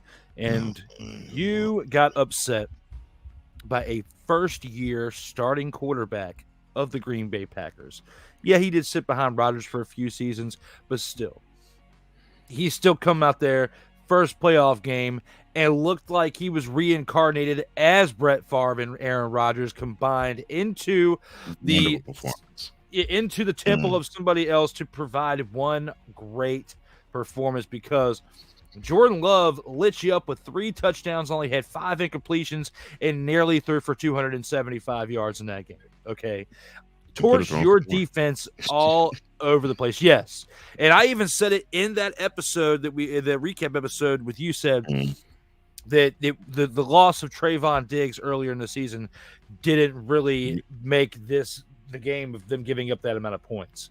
For them, right, like you said, giving up 41 points, but still as a whole team giving up 48 points, nearly 50 points in the game, and for a playoff game. I can understand having that type of tough loss in the regular season, but in the playoffs, you got to be at 100 as far as giving it your all. And there was some, lackluster production on that defensive side, and primarily, I think, from lack of effort, in my opinion. And I wouldn't really say more so lack of preparation, because if it was lack of preparation or had anything to do with the coaching, Dan Quinn would not be a head coach for the Washington Commanders as of today. Correct. So it has to deal with the player, the personnel, and that's what I'm going to throw my shade at for this. Now, we went hard on the Commanders. We went hard, especially I had to a little bit on the Giants just because Wazell Hefe. And then the Eagles, Now looking at the Cowboys, because they did play like dumpster Pelicans to start the season, but then improved throughout the year to get to the number 2 seed before becoming a dumpster Pelican again for the playoff game. Because we were even saying they were just teasing us anyway, because they're going to get there and lose either that first game or at least by the second game. They were not going to make it to the NFC Championship. We already had established that. There was no budge on that, and we were 100% correct with that being said. So I think we talk about the season, not really the playoff performance with this. So based on what they did in the season to get to the playoffs, I think I have to give them, I want to say, a B-. Like, and in some people's eyes, it might be a little bit high of a grade. Wazell Hefe agrees. So, but I was pondering it for a second. It's like, I don't want to give him a C. I don't want to give him a C+ because that's too close to Eagles. And I just, because they were the 2 seed, I feel like I got to do better, give them in the B category. And for that, I give them the B-. I would give them a B if they actually took care of business at home against the Packers in the playoffs. And even if they would have been bounced in the divisional round, which I thought they would have, like you said. But the slow start and the disappointing, spectacular failure. And I don't mean the L. I just mean the fact that you had a team walk up in there and put 48 points on you with 6 minutes to go in the game. And this wasn't a regular season game. This wasn't a preseason game. This was a playoff game. Yeah. B- is the right grade. I also give them that too. And Wise wants his back patted. He says, I would also like to say I was the one who called Green Bay's victory in Jerry's world. Yes, you called the victory that the Packers have over the Cowboys in Gerald's world. Yes, I'll give you credit, sir. And Dante says, I could see JJ dropping to the 3rd round. Okay. And then in that case, the Chargers might be able to pick up some insurance. And and for less money. Oh Lord, I 100% agree with you, Dante. Yeah, I give them A for annoying, and I would agree with you there. I Not would make that necessarily- A not stand for necessarily- something else, but not will be necess- nice. Well, yeah, not necessarily the team, because actually I find Gerald hilarious. The team is fine. I don't have an issue with the team. The fan base is annoying, and no, I'm not addressing it to either Ben or my man Ivan Dawkins or even Chris Dietz or Victor. That doesn't apply to you guys because you actually are not annoying with your fandom. You actually are realistic with it. But gosh, they are annoying. They could also be A for this. Now, that is absurd. For absurdity. Well, they are absurd. And Dante, of course, being the proud Eagles fan that he was, the game in Arlington between the Cowboys and the Eagles was their Super Bowl. I can see that. He also says Dak is just Eli 2.0, like Pat Statters, aka Eli Dak Phillip Rivers example. Eli can play next year and throw for 4,400 yards, 32 touchdowns, 6 picks, and still lose in the playoffs, but the stats look good. I have to respectfully disagree because at least Eli has 2 Super Bowls. I was about to say Eli would actually he'll actually find a way to actually look good in January. That's the good thing about him. He may have these stats where it's like, well, what's to him in the regular season? But if your team was good enough to get you to the playoffs, he will give you that run where it's like, we didn't see this in September to December. Where the heck did this come from? But he'd be one of those big time stud QBs in the postseason. Yeah. Who knew? Eli would have won a Super Bowl with this team. Like if he had like the teams that he had with the Giants, one of those 2 teams had less talent than what the Cowboys had this year. This was supposed to be the Cowboys' year. Had Eli Manning been on this team, you take prime Eli Manning, 2007, 2008, or even the second Super Bowl's Eli Manning, 2011-ish, 2012 time, he would have won a Super Bowl in that form of place of how he was at that point in today's for this team. He would have won a Super Bowl for that team. So, yes, I got to give you your flowers there. Wise, the 2 rings, one of those 2 would have benefited for this team had one of those 2 types of versions of Eli Manning played for the Cowboys this season. Yeah. Oh, and they said the A for annoying, that grade would apply to Melvin Otero. Marvin Otero. The fact that he just keeps saying his cousin's name first and last is hilarious. And it's always even when the 2 of us are talking in private, he'll even mention he didn't even say my cousin. He didn't even say my cousin Marvin. He's his man Marvin Otero. I'm like, I get that's your cousin, dude. You don't have to say that. But you could even say MO up here, and we would know at this point who you were talking about. But no, he wants to put him on blast that much to let you know that that's what it applies for. A is for him as well. And I felt bad for Wise because on mentality when the Giants and the Cowboys played, he was making a plea for the Giants to win, and then they give him the 40-0 beating. I'm like, oh Lord, I know you probably didn't hear the end of it from your cousin. He says, yeah, you're right. But I look at the Cowboys, and this team is a study in disappointment, and I say that from this standpoint.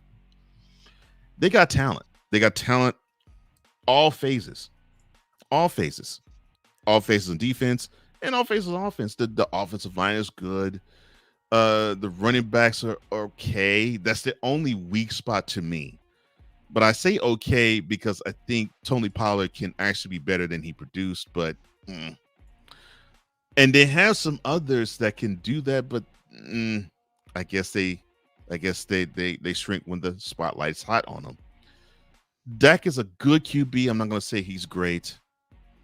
And you got a piece in CD Lamb who can make any QB look like $1 billion. And you got other pieces too. Jake Ferguson, who has grown out of the Dalton Schultz previously held position, And now they have a tight end feature with him. And they have other pieces too, Gallup and others on the wide receiver spot. So they got talent there. The coaching, I just am not a fan of. I'm not a fan of Mike McCarthy. I'm not a fan of him. I never will be a fan of his. And I'm gonna hate him. I just don't like what he can produce for the team, because I think he's going to make a team underachieve no matter how talented they are. And the best coach they had to let him go because the last performance was the worst. Yeah, and you think about what they did in the playoffs the year prior with that final play and Zeke's last play as a Cowboy, and then had that no confidence in him. Yeah, had that exit not happened the way that it happened on that day, right? I don't think that there would have been so much shade thrown towards the Cowboys when they decided to keep McCarthy this year. You received more fire for that because of what happened the year prior, and with his track record that he's had as a head coach since winning that Super Bowl that he won in Green Bay. I mean, since that year that he won in Green Bay, he hasn't really had much to look at is to get happy about for success, especially over here in Dallas. So, definitely a tightrope. The tightest rope that you'll be walking will be this year, Mike McCarthy, of all your years as a head coach in the NFL, I believe, because if you don't make it to the NFC Championship, let alone win it this year, I think you're out as head coach for Dallas, because they're going to make some moves this offseason. They're not going to have the capital to make moves like Washington, but they're going to make enough moves to where they're going to be relevant again in 2024. And it's going to be solely on the coaching if they can't even get to the NFC Championship this year, because they should have at least gotten to the divisional round this past season. Yeah, they should have, because that's what they got last year. So they regressed in terms of the playoff positioning. They regressed because they were 12-5 and got to the divisional round last year. They were 12-5 and got bounced to walk around this year. And this is why I do not believe in a Mike McCarthy-led team. Those two words right there, thank you, Wise, no heart. That's what I see with this team. It's like, okay, they go through the motions. They may know the X's and O's, but I just think that they're going to wilt under the pressure of a team that wants it more than they do. And that's what we saw in last month when the Packers went to town. They wanted it more, and they had nothing to lose when they faced up against the Cowboys. The Cowboys actually thought, okay, well, this is going to be an easy victory. And they look up, and they were down 27-0 before they blinked. So, yeah. And the reason why he puts Marvin Otero's name first and last is because people must know those fans exist. You are so awesome, Wise. I'm sorry. And for the NFC East as a whole, all right, so we had a 4-13 Commanders team, 6-11 Giants squad, 11-6 Eagles squad, and a 12-5 Cowboys squad. I gave the AFC East a C. I'm going to give the NFC East a C+. And I'm going to give them that because I see hope with the Commanders. And I think I see hope with the Commanders, albeit they may screw the pooch, but I still see hope in that team. The Eagles and the Cowboys are very talented. And the Giants defensively, they have pieces they can build from that side of the ball and have it carry on the other side if they want to. It's just that, good Lord, they ended spectacularly bad. The Eagles and the Cowboys did. Both got bounced the walkout round. They were spectacular fails. And I would want to have the grade for the division be higher, but for the bluster that they had, they ended with a, and it's unfortunate. I agree with you with the AFC East, but I want to have to respectfully disagree with you on this one for the NFC East for the entire division as a whole. And the reason being, you had one of the two teams just in the Super Bowl the year prior with the Yeah. Eagles. Mhm. And then you have the stupid amount of hype on the Cowboys as always. And because they got to 12 wins and we're the 2 seed, because of that, I'm giving them a D for disastrous. I'm giving the entire division a D for disastrous. You know, when the bright spot that I'm looking at is, you know, Daboll coaching the Giants to 6 wins and how much of a spark that can be going into next season, and the new ownership for the Commanders, and yet they only still muster up 4 wins and not much of an improvement from the year prior. And then the other 2 teams we just talked about as a whole, I'm giving the NFC East a D, and I'm hoping they take this as motivation to completely improve their franchises as a whole for all 4 teams so we can see some better play and competition in 2024. Dante gives the NFC East an A. He says, as a whole, the talent is there. Yeah, the division is loaded with talent. Actually, all 4 teams have talent. Unfortunately, I'd have to say my partner's Commanders probably has the least of the 4, but there is talent there. He said, but the coaching holds us back. Definitely the coaching holds the Eagles back. But for sure, the coaching holds the Cowboys back. We'll see with Dan Quinn with the Commanders, but the coaching was holding the Commanders back a bit with Rivera. The only team where you can't say that about is Giants with Daboll. I don't think he was holding the division. I don't think he was holding the Giants back. I just think the talent held them back. Wyatt says, look, he gives the NFC East a D+. And see, the reason why I'm not quite as hard on the NFC East is because they don't have the Patriots in it. Because the Patriots are horrible. They are horrible.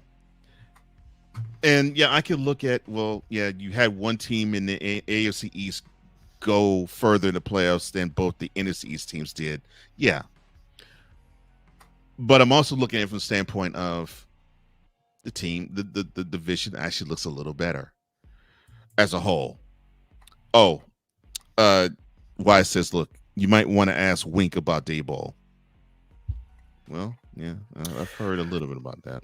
My comparison between the two, when you look at the Commanders and the Patriots, it kind of equal themselves out because they both were the dumpster pelicans of the East divisions between AFC and NFC. The deal breaker for me, because, you know, the Bills and the Dolphins were like the Eagles and the Cowboys of the division. And the deal breaker for me was the fact that the Jets have a substantial amount of more talent on their team over the Giants. And even though they've got one more win, their defense carried them to all 7 of those wins, and the Giants limped there through their 6. So, and like you said in our slate, they'd never really recovered from that 40-point deficit to the Cowboys. So putting all that and thinking about everything as a whole, that's why I had to rank the NFC East much lower than the AFC East, with all that being said, because even though the Patriots as a whole are a far worse franchise right now than the Commanders, they still had the same amount of production. So it kind of balances themselves out with those lower 2-tier teams of the divisions. I can see that. Yeah, I can see that. And yes, Wise, I'm aware that Martin Dare cursed out Daboll because of all the other firings. I'm aware of that. But I know the head coaches get pressure in wanting to have the front office say to them, okay, so how are we going to make this team next year not look like how this looks now? And so changes had to be made. We're going to get to it later how one guy did another dirty in that regard, and they went all the way. So stay tuned for that. Well, that ends opening drive. That ends the grading period for the AFC and the NFC East. Stay tuned. We will have 2 more divisions ready to grade next week. But when we return, we will get to the Gridiron Scoop, and we'll have a special edition of the Dogs of the Week / Grand Champs. All right, let's go. We got trips, right? At 42, 989 on 2. Ready?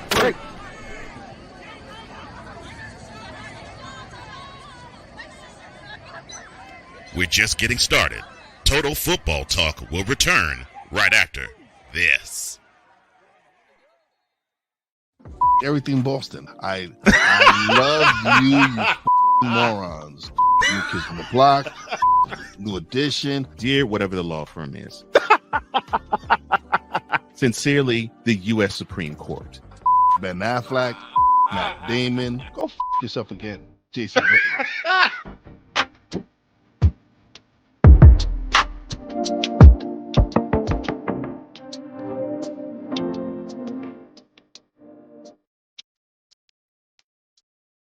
Ready to hang with some fellas who know football? Let's ride. LC Muscles 28. I think they're the most overrated defense in the league. Steel Sermon. We did not trail for a single second. Tiny Tim. McCarthy is a bonehead. A Pistol 90. I'm going with my boys. Fins up, baby. Get ready for the Four Horsemen of Pick'ems. Every Wednesday night at 10 p.m. Eastern, 9 p.m. Central on YouTube.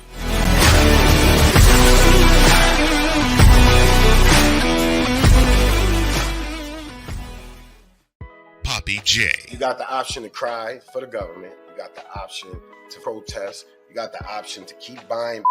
But this is also an option. Wise El Jefe. We're the first tech geeks. We're the first gamers. We're the first everything. Everything. Like Gen X's, we are the ones. BS3 Network proudly presents the crew from the New York boroughs who never wants that smoke. Nah, they want that fire. Poppy J and Wise El Jefe. Fridays at 9 p.m. Eastern, 8 p.m. Central. Check your local listings for your viewing and listening pleasure.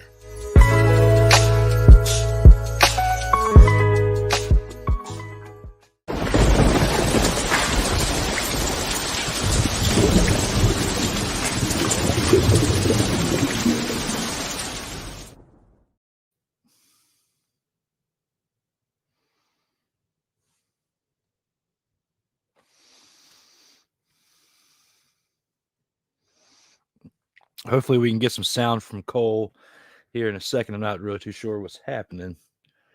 Might be StreamYard acting a fool. StreamYard, get my dude straight, because I heard a hiss. Still no sounds.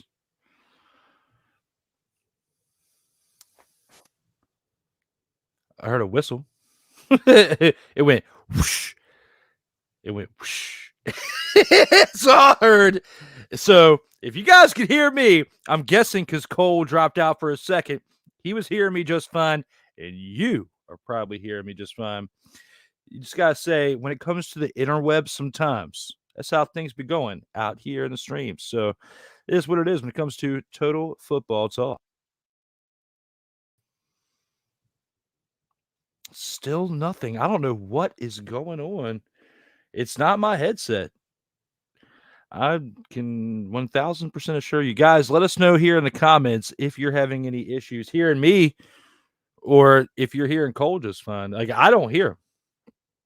This is StreamYard being a StreamYard self-ish thing. There you go. All right. Now I switch hear microphones. You. Yeah. Is it your microphone? Yeah, I had to switch microphones. All right. Oh wow. No, right, you're well, fine. I don't know. I was wondering, just for like troubleshooting causes, what causes it to do that? Yeah. Mm-hmm. Oh well. Take two. With Drew Willingham, I am Coach Alson. Welcome back to Total Football Talk. Thank you, sir. I'm so sorry that you couldn't hear me. So sorry for the technical difficulties, everybody. Wise talking about the pic that's in the mentality commercial. He says, "Look, wifey hates that picture." You described how she hated that picture, and I tailored it to where she could like it a lot more.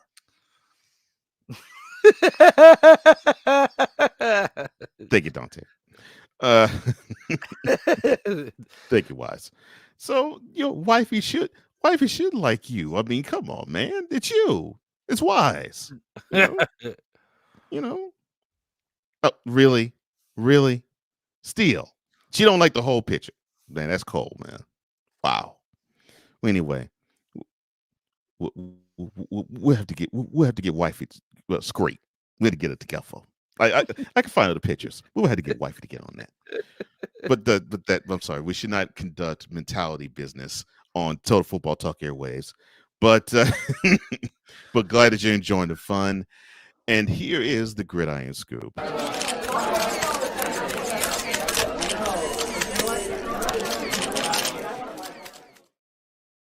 Now, with the UFL, yes, United Football League, not XFL or USFL, but with the UFL about 5 or so weeks away from beginning, one of the spring football's top players is returning to the St. Louis Battlehawks.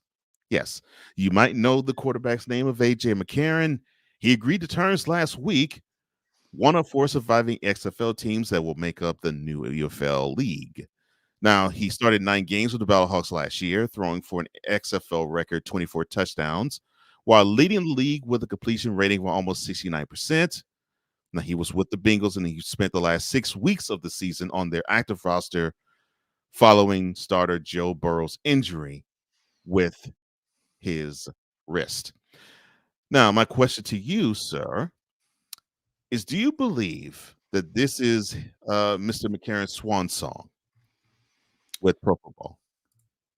It could be, because I mean his age, he's 33 years old, but I don't quite think so.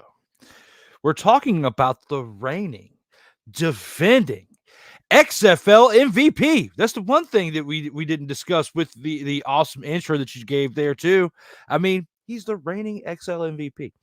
Yeah. So if you look at this, now that we're the UFL, okay, if he has a great season this year, I think he sticks around. If he has a mediocre to bad season, I think he hangs it up. I mean, he said it himself last year when we were watching XFL. He wanted his kids to be able to see him actually get meaningful game time, because in the position that he was with the Bengals as a backup, I believe he was with the Falcons for a couple of T as well after that, and the Texans and the Raiders after his tenure with the Bengals.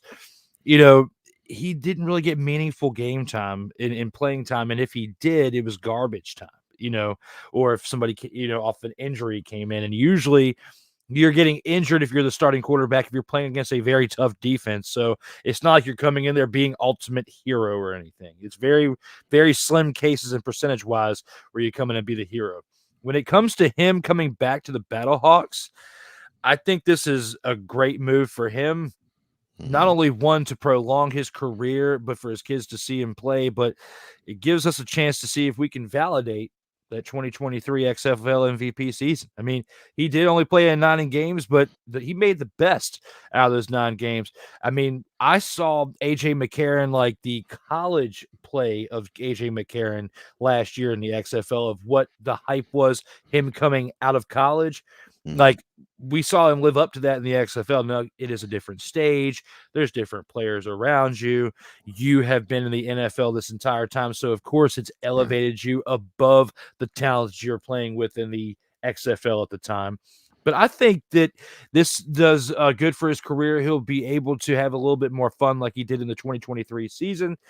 Not sure if he'll be quite the XFL MVP or UFL MVP of that matter for this season, but I think he'll have a pretty productive season and have some fun. And beyond that, I think we have the potential to see him after the 2024 season as well.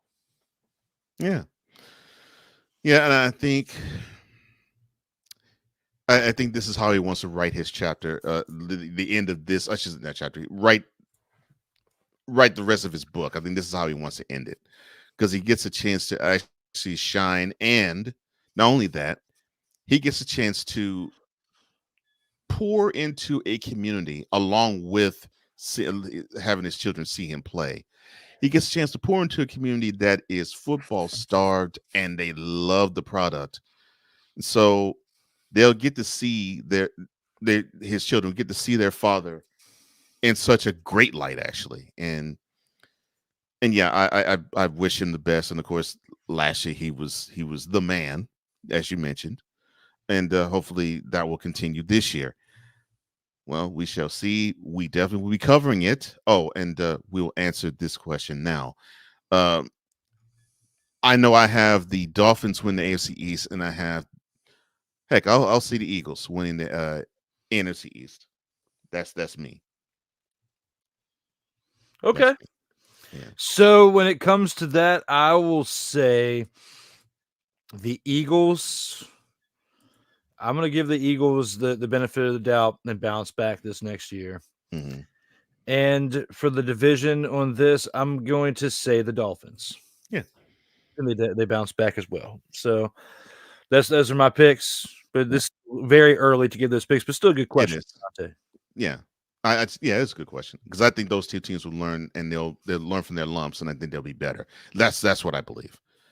But AJ, good job, brother. I hope you rock out hard in St. Louis this year like you did last year, and you show what type of talent you still have left because you had a lot when you showed us last spring.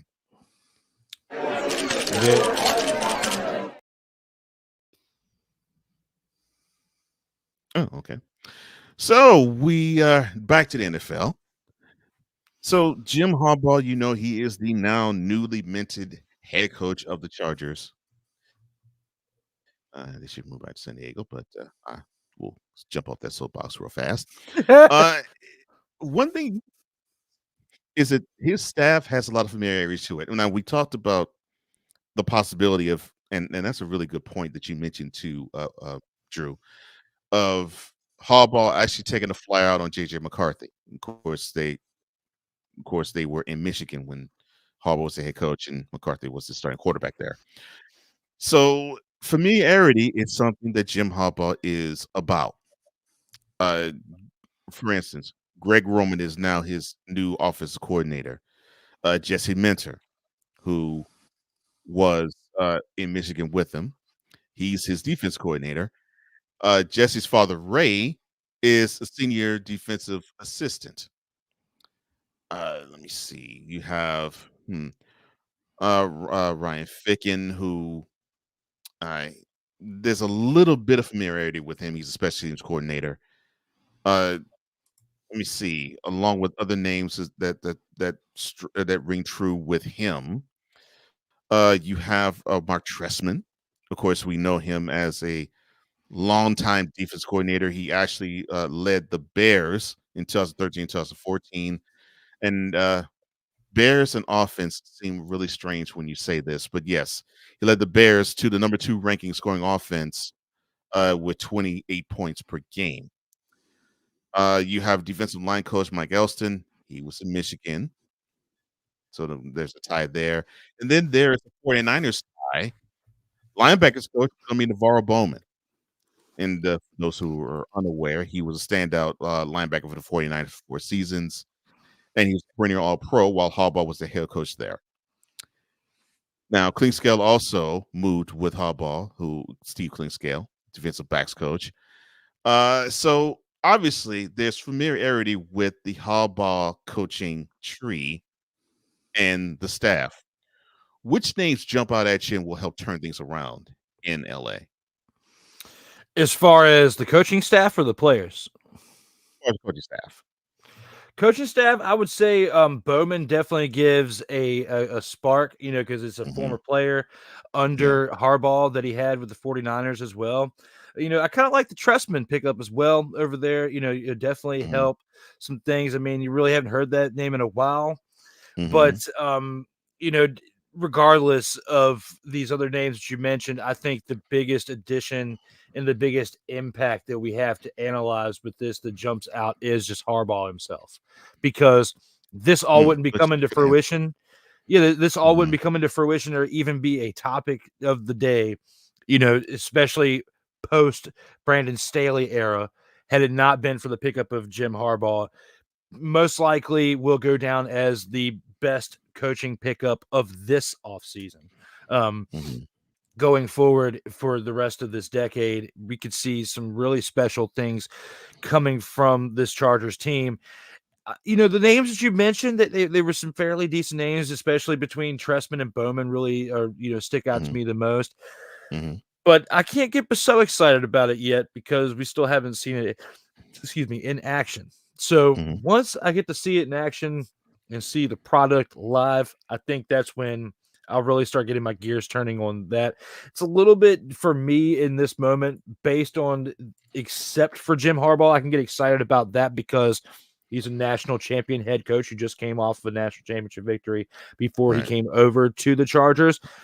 The other ones still have a lot left to prove, are not quite on the level as Harbaugh, but I think Harbaugh can help elevate the rest of his coaching staff to where they can get to where they need to be within the next few years as far as the type of foundation that they want to set out.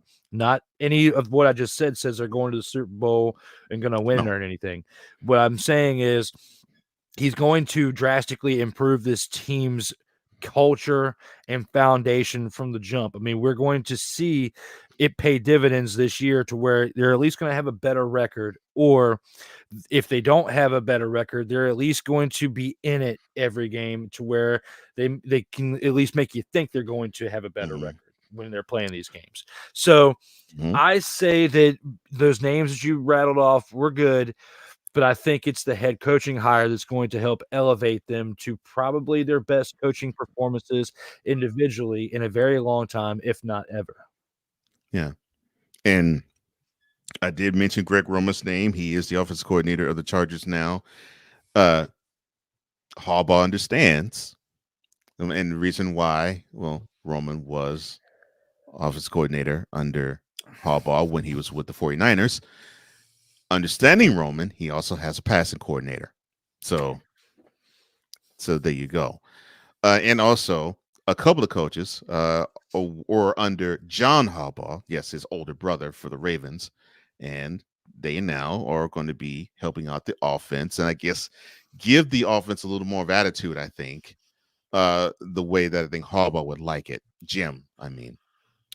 Dante asked a really good question. He says, now with college football coaches losing head coaches to NFL, do you think the UFL will become home to some of those guys? That's a good question. I'd like to see Mike Vrabel go over there to be a head coach and like dominate and prove the NFL like, hey, you really screwed up. As far as the NFL coaches, because there's opportunity to grow the league over there, but I feel like, for someone like Belichick, it would be a major step down to go over to the UFL. Staley, probably our only opportunity to be a coach would be in the UFL right now. So who knows? But I mean, you got other, old school coaches like Wade Phillips over there in the UFL right now doing things. Looking at it as a whole, I think the UFL's got something special where they don't need to completely retread it all out with people who couldn't hack it in the NFL, because that's not what it's like overall message is for. It could be like a feeder system for a somewhat of a minor league play, like a B league style to feed the NFL. Kind of like how, if you compare it to like professional wrestling, how I was last year comparing the XFL, the type of game we were watching to watching something like professional wrestling. You got like OVW or FCW back in the day was the feeder system for the minor leagues, from that to WWE. So that could be similar to what The Rock is envisioning for the UFL and his league going forward. So, that's a good question right there as far as the head coaches, but only time will tell. I think we're going to have to see how the mix of this UFL season goes for 2024, following that with the NFL season, before we can fully answer that next year. Yeah, I agree. And I think when you have more coaching opportunities, you'll have that pop up. And you sort of have that example, Bill O'Brien, who seems to find a spot. Now he is involved with Ohio State now, where, he was in the league this past year. I think he was the offense coordinator of the Patriots. Of course, that went completely horrible. But now he's with Ohio State, and before then he was with Alabama. So, yeah, I mean, if you have a name, there'll be schools, programs, and teams that will take a flyer out on you. That's just how it is. But you just gotta have a name and gotta have a presence out there. Although Ohio State, get rid of Bill O'Brien as fast as you can. I'm just saying.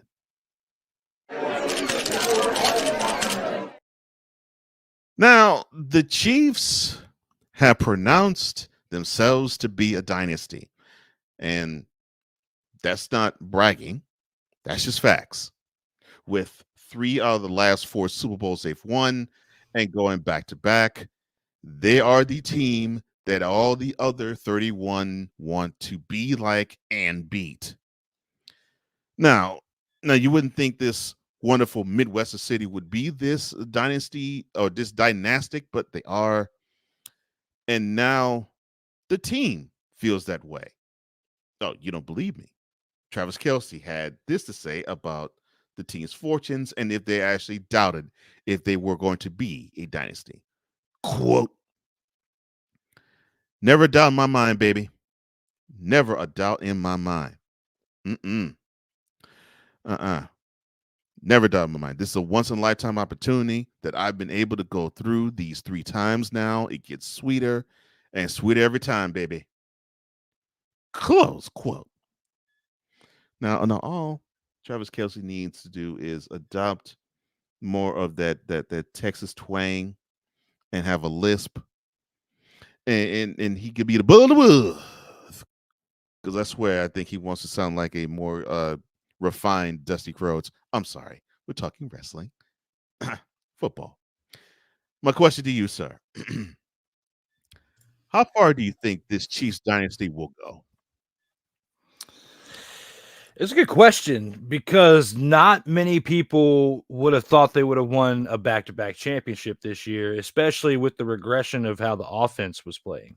And people were saying that when they traded away Tyreek Hill, like that was it. They weren't going to get to the Super Bowl and win when they won the previous season. But they've built a stellar defense over there that's been definitely doing its job. And, if they had the team that they had 2 years ago going against this 49ers team this year, they would have lost. They would not have won the Super Bowl this year. It's the defense that kept them in that game throughout the entirety of the game. Yes, Mahomes did his magician-like work, in the overtime and got that touchdown pass to McCole Hardman and did his magic there.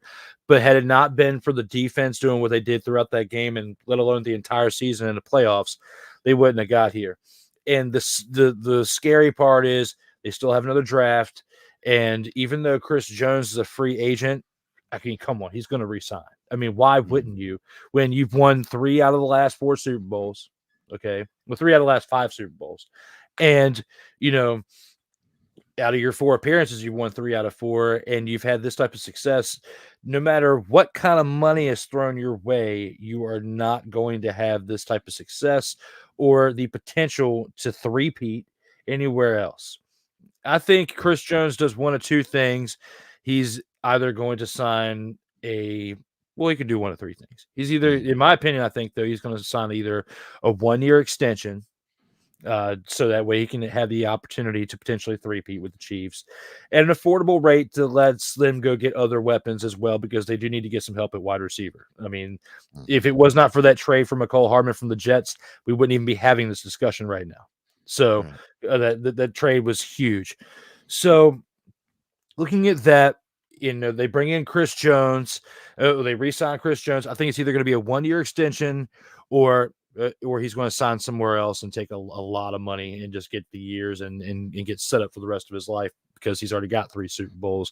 I don't blame him if he does that either. But at the same time, I feel like he's got a really good chance at re-signing with the Chiefs for either a 1-year deal or even if they do throw him the money for an extended period of time, because they're backtracking Mahomes is paid to where they're not paying him a good portion of that until after he's retired. Kind of like similar to the Cliff Floyd deal, I believe, in baseball is how Mahomes' deal is for football. So it allows them the structured cap to be able to pay some of these other players to keep this thing going.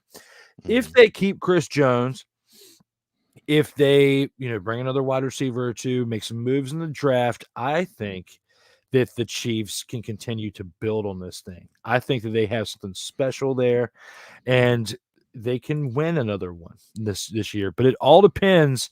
It's very similar to what we were saying earlier about, how there's a lot of upside. Dante was saying for the Commanders.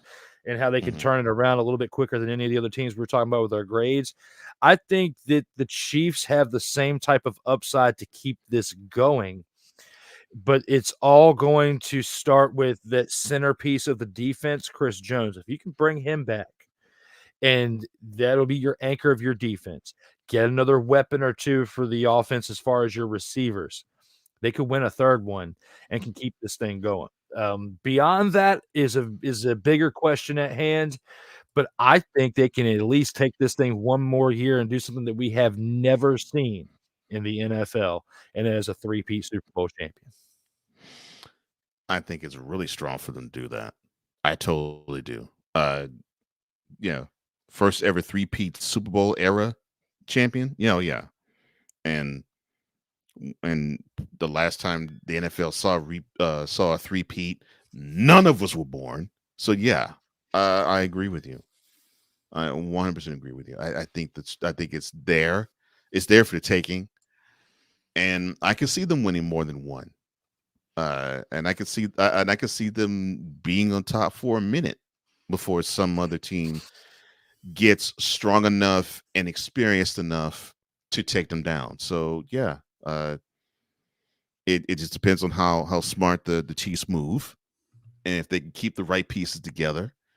And in my opinion, I think it is all about keeping Mahomes happy on offense and keeping Chris Jones happy on defense. They're both around similar ages. I think Chris Jones is a little older. I think he's 29 and Mahomes is 28. You build around these two and you get good pieces around these two. Help out Jones on the line and have good pieces that are solid in the back seven. And then on Mahomes, just keep that offensive line strong and get him a couple of weapons that he can go to. And I think he'll be fine too. And I think the team will be fine. So now they've had 6 years of prosperity and 5 years of, it's 6 straight years of ending their seasons no worse than the AFC Championship game. Yeah, we're seeing something that I think we might not see ever again. And we actually said this about the Patriots, which was a loosely tight dynasty. You could say they definitely were in the 2000 odds, not as much of one in the 2010s, but I think they were a different type of dynasty, I guess you could say.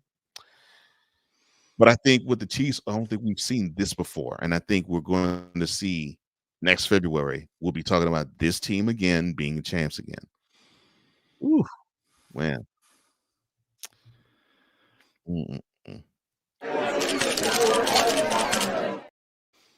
Unfortunately, though, not all was celebratory. And they had their parade last week. Everything was great. Travis Kelce, he didn't give you you got to fight for your right to party. He gave you a drunken verse of Friends in Low Places by Garth Brooks. The crowd was happy. The crowd was hyped. And then a stupid fool decided to want to spray the place with lead. Hot lead. Gunplay. Fire. And so the city has been gripped in this terroristic event that's supposed to mark a celebratory time and a party. And it's supposed to celebrate victory, and it now a place where they would always celebrate victory is now marked as a vigil. So Mahomes and his wife Brittany, they paid a visit to the Children's Mercy Hospital in KC to visit young victims of that Super Bowl parade mass shooting. Currently, one person's dead and 22 others, like those 3, were injured. Now, Mahomes wrote on social media last week, quote, "Just like hashtag Chiefs Kingdom has always been there for me and my family, we want to be there for them." Close quote. And I think I can speak for my partner when I say this. We echo those same sentiments. A question to you. What does this now mean for future town championship parades? I think it leaves a looming doubt that this thing will go on for an extended period of time, that we could see the end of championship parades at some point, because you got to look at the amount of police, a lot of, the first responders, the amount of first responders they had out there. Okay. And in that moment, in the moment of the chaos, when you go back and you watch it, I mean, I remember hitting up the chat that we're in with the news the day that it happened, last Wednesday. I'm on my way to work. It's the afternoon. I'm like, I've got the Chiefs parade because there wasn't really much on at that time. So it's like I cut it on YouTube and I was listening / in bits of traffic where it was stopped still in my travels, watching certain parts. And I remember I was stuck in a traffic jam on the interstate. Like it was stop, go, stop, go, stop, go. And it was the moment that the shooting happened. Like everybody's celebrating. They had just literally finished the speeches on stage. Like they had literally just finished them. They were like migrating to the inside for some type of other part of the celebration. Next thing you know, you just start seeing people running. Like, and they didn't announce it right away. They start seeing people running.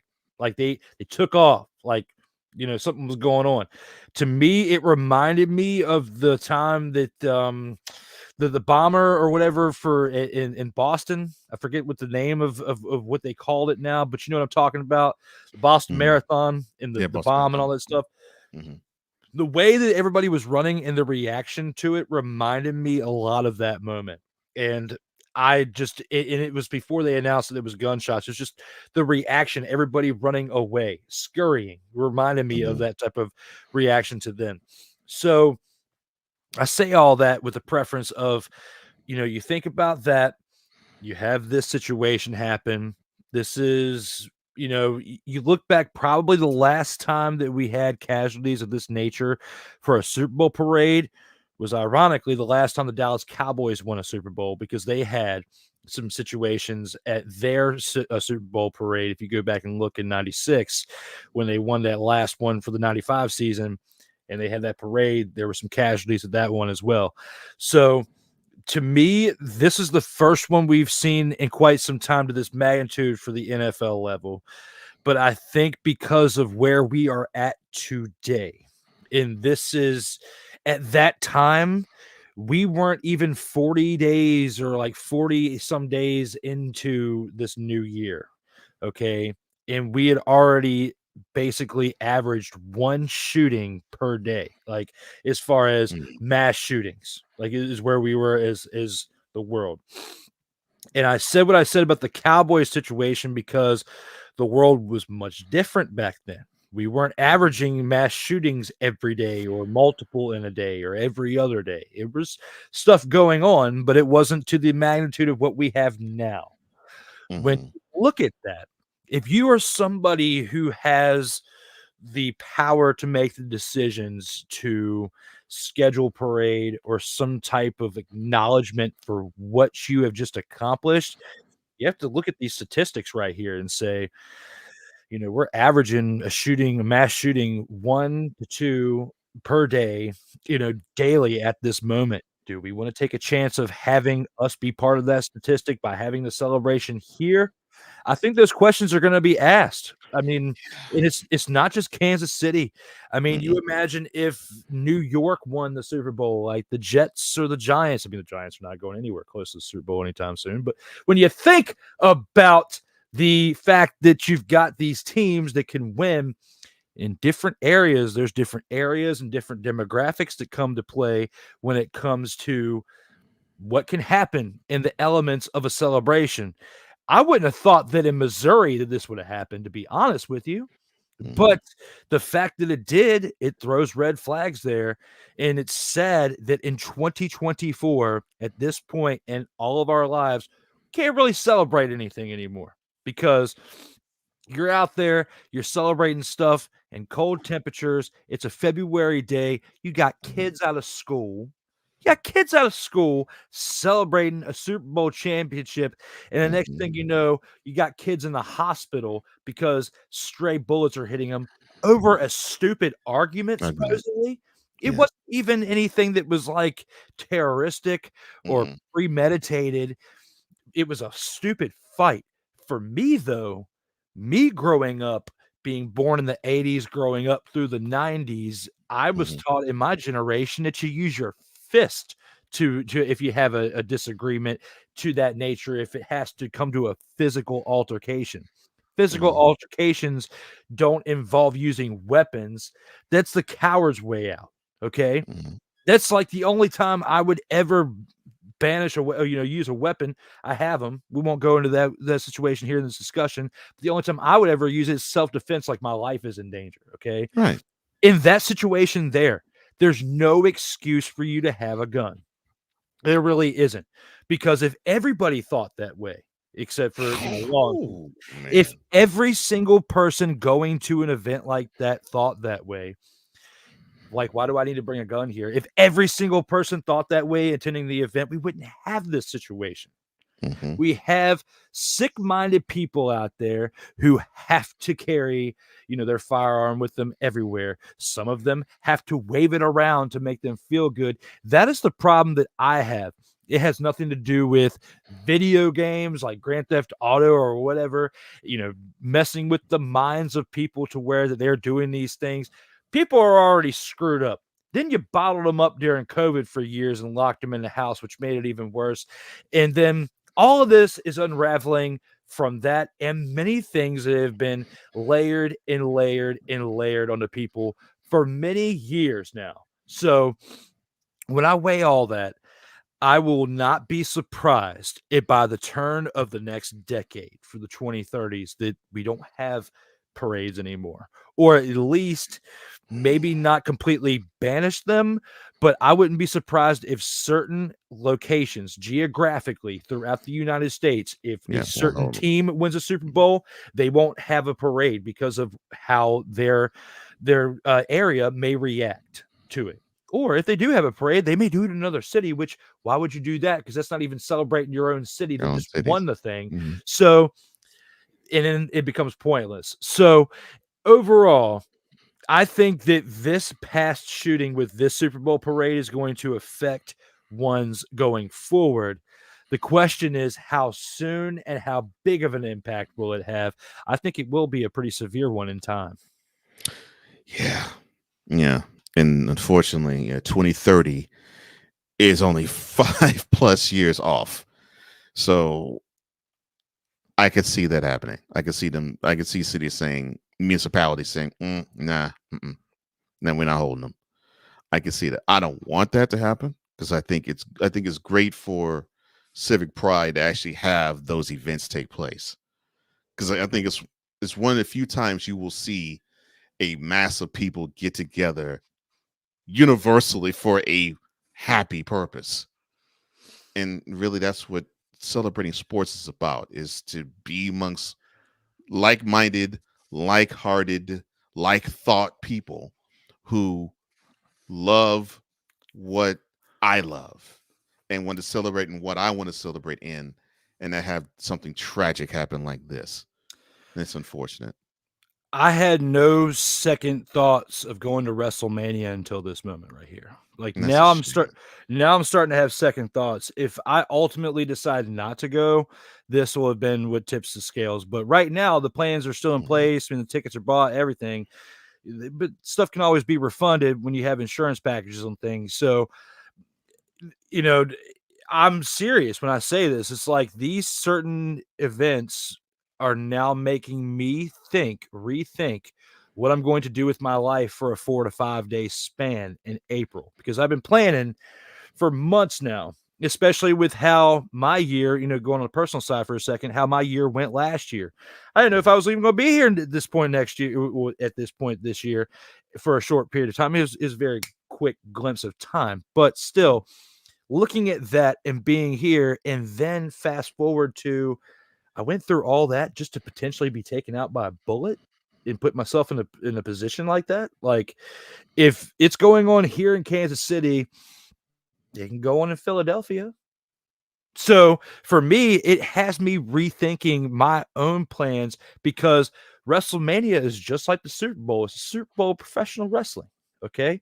And that's where I'm planning on being in April. So just being 100, this topic right here and what we experienced last week with that, it already has me rethinking the possibility of I may potentially change my plans. I'm still 100% like I want to go, but there's this looming dark cloud now that now has me thinking like, should I go? I don't know. Like that's just me. But when you hear statistics of how many mass shootings we're having in this country and around the world on a daily, weekly, monthly basis in a very short period of time, it will cause you to start thinking alternatives. Yeah, that's what I hate. That events like this will make not just you, anybody give pause to celebrating life, because that's what these events do. It is to rob us of these moments. And yes, the whole shooting came about because of a disagreement. And yes, I'm with you. Pastor Newsom shakes his eyes, said a bar that said gun control is using both hands in my land. I grew up. That's how you sell disputes. Yeah. And we had a phrase when I was growing up where if you had a disagreement with somebody, say, yeah, you go outside and the other party goes outside, you duke it out. And after that, you shake hands, dap up, and you go forward no matter who won or who lost. But what you do is you leave that grievance in the grass, as they say. You leave it in the grass. You know, you tussle, you fight. You don't kill because you want to live. So, you know, you get the aggression out. But then after that, let's go on with your life. Because life is too precious to have crap like that exist. And what I find most unfortunate is that here we are in a sports lane,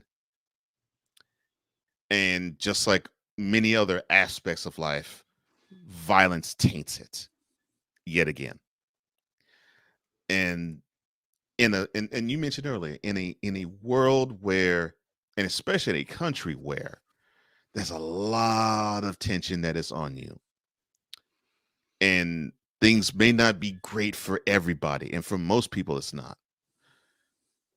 You just want to escape. You want to provide the escape. And this was supposed to be an escape.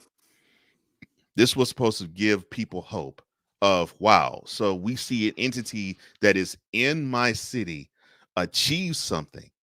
Well, if they can achieve that, they're giving me hope to push forward and persevere to achieve what I am destined to achieve. Yeah.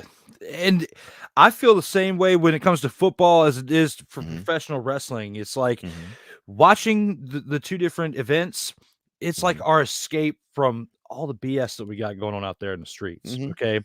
Why are you bringing that into what our safehood is? Like what our sanctity is? Like that's why I've already second guessing my plans for the next 6 weeks. Okay. I hate that. But yeah, but it's valid. Yeah. At the same time, it's like you only get one trip in this thing when it comes to life. I mean, you know, you can say what you want about the beliefs. We can have that talk another day, but there's only one thing that's guaranteed that we know of. We only got one trip that goes around, and I would much rather have several more years, potential decades, with my man Cole Johnson up here talking and having a good time than put myself in a situation to where I could potentially be taken out when I could have just watched the event at home. Right. So there's different things when it comes to that, but it's sad that a actual event like this has me thinking that way. Will I lean one way or the other? I don't know. I still got several weeks to figure this out, but this situation in this past week with the parade is just an example of it has me thinking this, because these mass shootings are getting worse. And it's sad that we cannot have an old school, like, discussion to figure things out, because people can't communicate anymore. Like what you and I do, where we have communication on the podcast, is very rare. Like people have podcasts, and like you and Wise, you dig deep with mentality and have some great conversations there, and us here. And I think that's a really rare thing, because out there in the real world too, there's not a lot of people that can have these type of down home intellectual conversations, because when you get to that point, like at this parade, when you're trying to, it seems like there's some type of disconnect, and the first connection that person has is, I play video games, I just shot a mother father over here because I didn't agree with what they're doing. They're gonna do that in real life? No, there's consequences, for one, and two, you just ended somebody's life that was breathing before you even came across them. Like, I don't know, there's so many mixed feelings that I have with this that's affecting my own life right now based on what happened last week with the Chiefs. So my heart goes out to all those of you that were affected, lost life, the ones injured, all of you.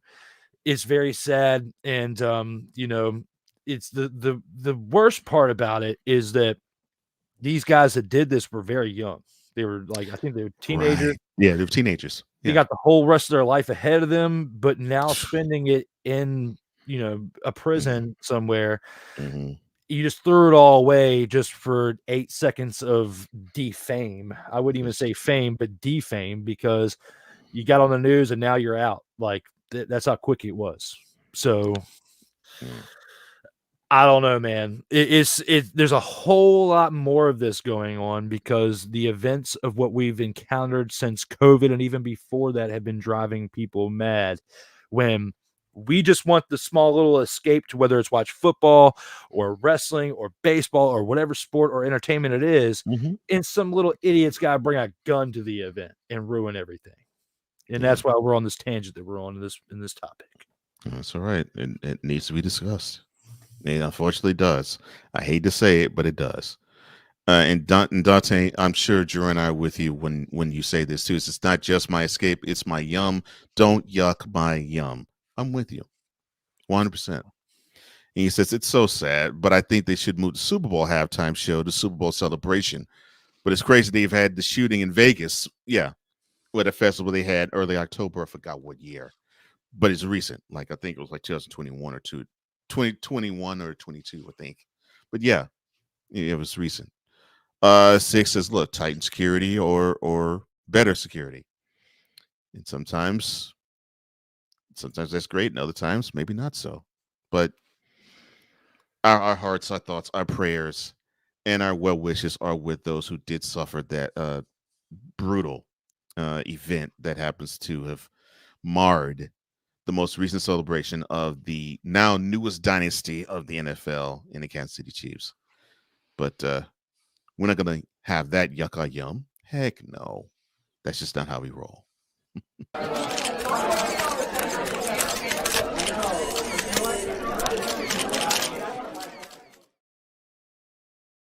Total Football Talk.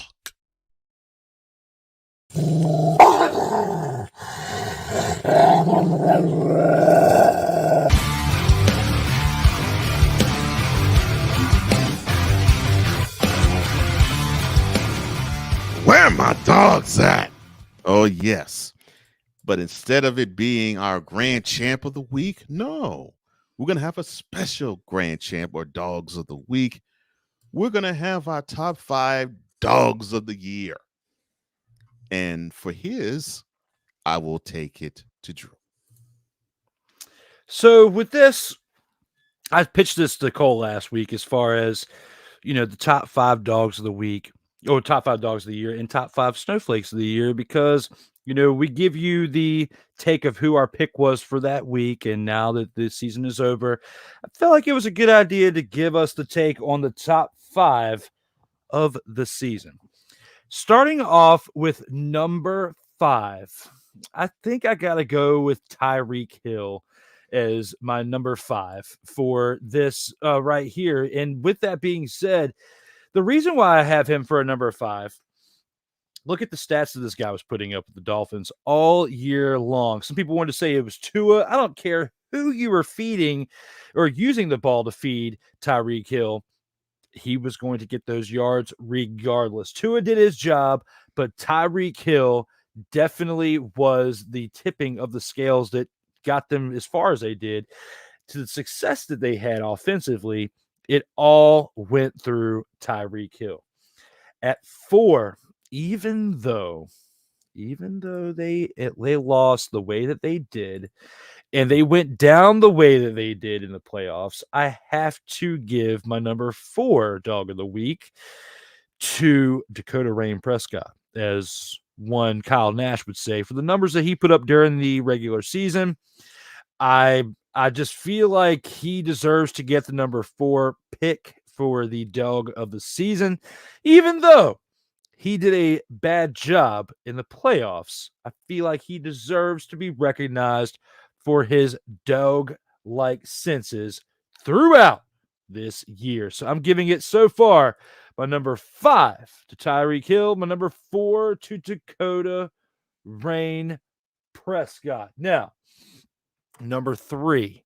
This is a tough one. This was a very big, tough one, and it comes from the reigning NFC champions, from the 49ers.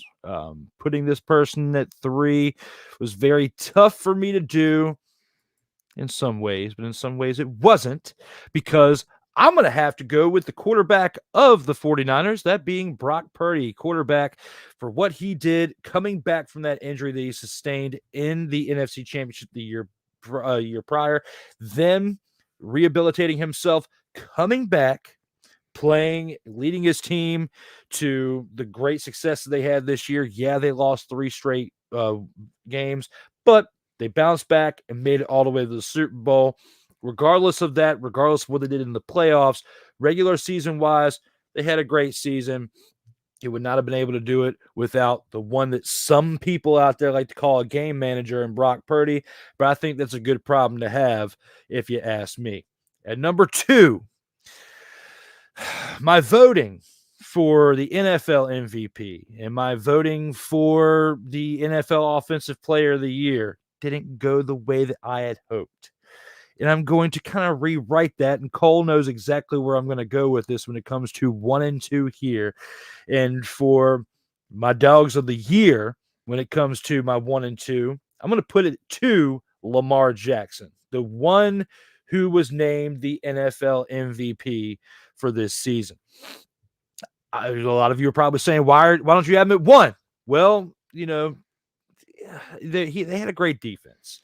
As much as production as he gave on the offense at quarterback and did what he did between scrambling around and throwing the ball, he did great. I'm not throwing any shade on Lamar, but the impact to his team wasn't as severe as what my number 1 gave to his. Lamar had help on the defensive side. He was the spark on the offensive side and was the 100% go-to person on the offensive side. But if it wasn't for their defense, they wouldn't have gotten to the AFC Championship, and that's my opinion on that. Now, when it comes to the number 1 dog of the year, I'm going to take this and lean it in a little bit more direction back towards a team that I'd previously talked about in this top 5. Yeah, Brock Purdy was great and did great things as a quarterback to manage them and get them to where they were. And he did have some stats that were a little bit above game manager level. But what helped him get the stats that he did, passing and moving the ball around, was the ability to mix the plays up, running the ball. From a running back who probably had the best conversation or was a part of the conversation for MVP in the best way that we've seen a running back in many, many years, I'd have to give my number 1 to Christian McCaffrey, because the 49ers would not have won as many games, would not have gotten as far as they did last year in the NFC Championship or this year to the Super Bowl, losing both games, yes, but they would not have even gotten that far had they not made that trade with Carolina to bring Christian McCaffrey in there at running back. That move alone solidified the culture of your entire offense, because you found your quarterback as Mr. Irrelevant, Brock Purdy. You traded for Christian McCaffrey. You got all the other weapons around you. You got Trent Williams, the anchor of the offensive line. You got other weapons with Kittle and Deebo Samuel as wide receivers, and your running back right there. And he's having the numbers of what he did, getting close. He was, for a while I thought that he was going to potentially flirt with Eric Dickerson's record. When I look at all of that, when I look at how everything is going out here for this 49ers team, it would not have happened without C-Mac. And my number one dog of the year is Christian McCaffrey. And those are my 5 picks for my dogs of the year. All right. Nice choices. Like them a lot. Thank you, sir. All right. So there's many to choose from, and hopefully, I mean, we saw some good play and actually some good coaching too, and here are mine. So I'll start with number 5, and mine will be TJ Watt. And I have to give him props, getting 19 sacks on the year for a team that offensively stunk up the joint is a tip of the cap par excellence. I give him massive credit for being the reason why the biggest reason why I should say the Steelers actually made it to the playoffs. I think he was in strong contention for Defensive Player of the Year, and I had to give that to him. I mean, the dude just he came, he balled, he performed week after week, and look, 17 games, he had more than a sack a game, so I got to give him credit for that. So yeah, my number 5 is TJ Watt. Number 4, I have to go with CJ Stroud, and the reason why. Who would have thought that we'd be talking about a rookie quarterback who only threw for 5 interceptions and he started 15 games? The Offensive Rookie of the Year gave you over 4,000 yards, gave you 20 plus touchdowns. I think it was 23 he gave you. And he played 2 playoff games and didn't turn the ball over in either game. So he knows the value of taking care of the ball, and I appreciate that. And of course, yes, he's on the team that I root for, obviously. So yeah, that's also added bonus, but I didn't put him on there because I root for him. I put him on there because he is deserving of this honor. So my number 4 dog or grand champ of the year is CJ Stroud. Number 3, I have to go with another defensive player in Myles Garrett. 14 sacks. He's defensive player of the year. He was double teamed more than any other in NFL, save for Micah Parsons. And for a guy that on the other end, he was supposed to have help in Zadarius Smith that did not help him quite so well and quite so much. He was the biggest focal point, and I know this because with the Texans, I saw him with 2 games they had to play against him, and the game plan was simple. Neutralize number 95. And that is what every team has to do. And if you neutralize 95, your chances of winning increase exponentially. But neutralizing them is a tough task. And for most teams, it was a task they failed in doing. So I had to give credit to Myles Garrett. And along with it as well, this guy was considered a troublemaker and a malcontent. And to see him not be so much closely associated with his brouhaha with Steelers now, technically, starting quarterback Mason Rudolph, but now be associated with great, strong defensive play, it's a great testament to him. And he's the quintessential, unquestioned leader of the team, let alone the defense of the Browns. So, yes, my number 3 dog or grand champ is Myles Garrett, the defensive end for the Browns. Number 2, I'm with my partner. I'm with my brother when he says this. The 49ers would not have been playing to hold a lead in overtime, sans the presence of number 23. Christian McCaffrey.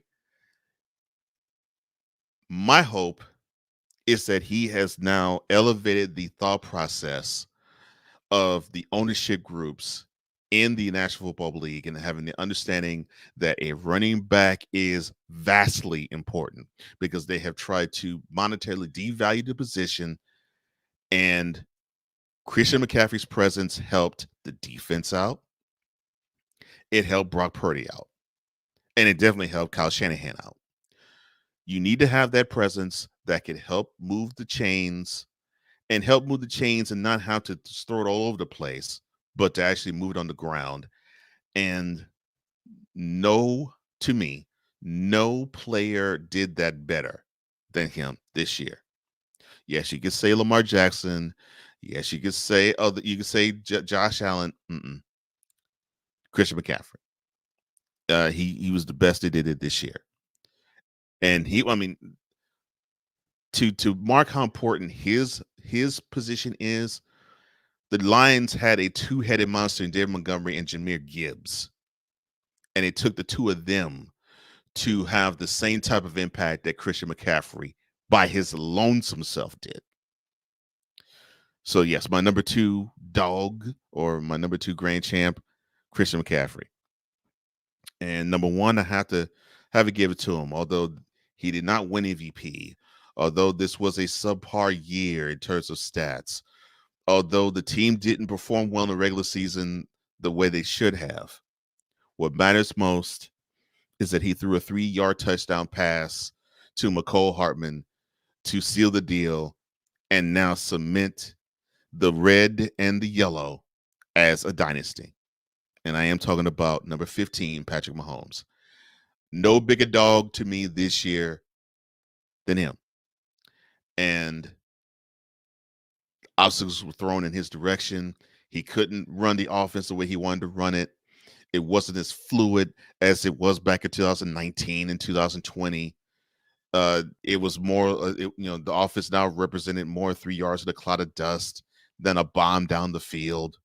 But make no mistake about it, he could take his shots down the field, and he did in the Super Bowl even. But I give him this because he was what the team needed when the team needed it. If the team needed him to be the big-time stud superstar in the pocket, he was that. If the team needed him to simply scale it back and not make the mistake and turn the ball over, he did that. If the team needed him to be a combination thereof, he did that. The team needed him to throw, he did. The team needed him to run, he did. Right now, we are looking at a guy where you cannot compare the ones who are playing today to him because he's now being compared to the greats of the past. And he should be, because at 28 years of age, he has 3 Super Bowl rings and 3 Super Bowl MVPs to show for it. So who can you compete? Who can you compare in today's times to what he is now? Right now, you can't. And now, just like it was with Brady, now people are shooting after Mahomes. And now people are going to say, well, we got to have him. And you're going to see teams want to build teams around a dynamic quarterback like him who can switch and be the elite QB and game changer 1 minute and the game manager the next and know when to be what. So my grand champion of the year is Patrick Mahomes. And I think it's deserving because the quarterback position is now his, and it's everybody else's world. And it's everybody else's that's orbiting around his world. And that's just how it is. And we'll be back with the chopping block. Coming up next, the featured attractions. This is Total Football Talk. Comey Media Incorporated. Creating content magic in the real world. Little right here. Look at the inside of these cakes. Now, when you bite into it, just as I demonstrated while you were talking at the beginning of your discussion right there, I could taste the drugs inside of this cake, Sick. I could taste the addiction within the cream filling of this cake right here, to where they not only just with that cake right there, but they made an ice cream out of it. They made an ice cream out of it. A 1-pint Christmas tree cake ice cream. Look at that little just smile up there. Look, she is up to no good on there. Look at that. Look at that smile on there, Sick. She knows that she got you. got him is what's in her mind right now. Acknowledge me. Look at that little smile right there. She's up to no good. D. Willie in the evening. Thursdays at 11:15 p.m. Eastern, 10:15 p.m. Central. Exclusively on Sertoba Media, where the struggle is real to be awesome. Hey, ladies and gentlemen. Hey, look. Hey, stop playing games. Y'all already know. Go ahead and toss him some Willie Bucks. Ain't nobody playing around. Hey, $ D Willie 87. Go ahead and hit him up on the cash app and go ahead and give him some Willie Bucks. Look at Drew looking stoic, ladies and gentlemen. Stoic on that $10 bill. So go ahead, slide my man over some Willie Bucks, and we good. That's all I'm saying. We good. How about some Willie Bucks? Sertoba Media, where the struggle is real to be awesome. If you're looking for a sports program that gives you the flavor. Washington Commanders? Really? This whole thing stinks to high heaven. That pulls no punches. Thuggish act by a thuggish actor. That gives you some humor. Praise everything LeBron does and never criticize it. If you want a show that gives you good times, then this is that show. BS3 Network proudly presents. I am Cole Johnson, and welcome to Cole Sports with a Z. Every Friday on Patreon, and every Saturday on YouTube, Spreaker, and all other outlets.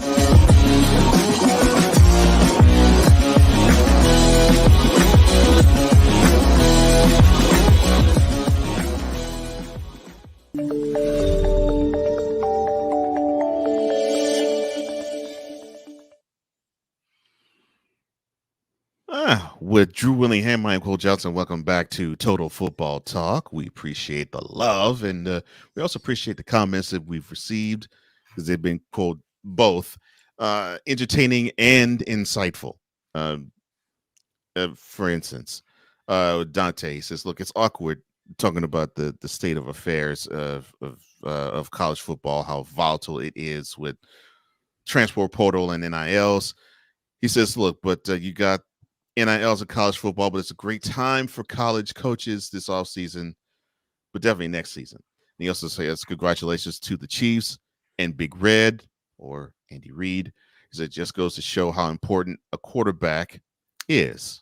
Pat won back-to-back against the most talented teams in the NFL in the biggest game. I should say biggest games, because he went to Buffalo and did the thing. He went to Baltimore and did the thing. And then, of course, he had the Super Bowl against the 49ers. 3 stout defenses, and he went 3-0 against them. So, yes, congratulations to them, and congratulations to Mahomes. He says, so we are also witnessing greatness. All teams and quarterbacks have to elevate their game to the Chiefs level. Let's be clear, it is fun to watch. Finally, a non-Chiefs fan that gets it. Yes, thank you. That's exactly how I look at it.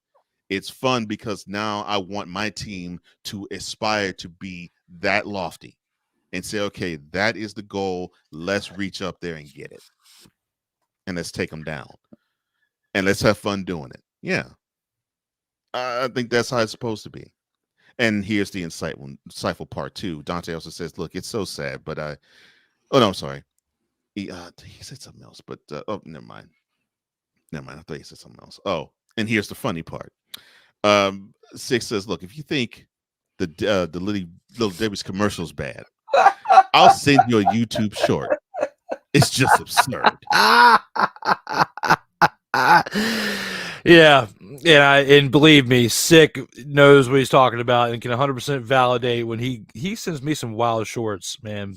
So when it comes to, he was a part of that episode and getting inspiration from that, finding these shorts, yeah, he'll send them to you. You will see that this is definitely a real thing. But there was one thing that you played during that commercial break that had my gear spinning, something I wanted to share with our TFT audience today. Our TFT tribe, is what Vic Allah likes to say. And the commercial that was played as part of that commercial pack, and the announcement from last night's special stream that we will be back on March 3rd with Season Mother Fathering 2. Will begin Sunday, March 3rd at 9:05 p.m. Eastern Time, a special time for the spring for this year. It will be back on Thursdays at some point, but for a special springtime, it will be on Sundays, 9:00 p.m. Eastern Time. Acknowledge me. Nice. Yes. Season 2 of D Will in the Evening. All right. Congratulations. I'm glad that you're able to pump out such great entertainment of that ilk, which of course is different than this, but still it's entertaining nonetheless. Ike, being so kind-hearted to you, he says, wait, what about Joe Flacco? And he said, and Drew Pig Dak. Yeah, when I listened to you talk and give your picks, I immediately regretted picking Dak. Oh, Lord. I was like, I picked Dak over Mahomes. Like, thinking about my list, I was like, yeah, I should have probably spent a little bit more time on that list. But, I spent too much focus on the regular season rather than the season as a whole and playoffs. But yeah, I really like who you had selected for your 5, even going with some defensive picks too, with Myles Garrett's selection as well. So yeah, I see where you're coming from, Ike. Joe Flacco, you give him some thought, but more so the shade thrown at me for picking Dak over Mahomes. I'll give you that one. Yeah. Well, look. Dak did finish second in the MVP voting. So there you go. Just to help you out. Now, I know before the commercial said that feature attraction is next, but there isn't a game to feature or attract. And there won't be one for the next 5 weeks. So we're going into the chopping block instead.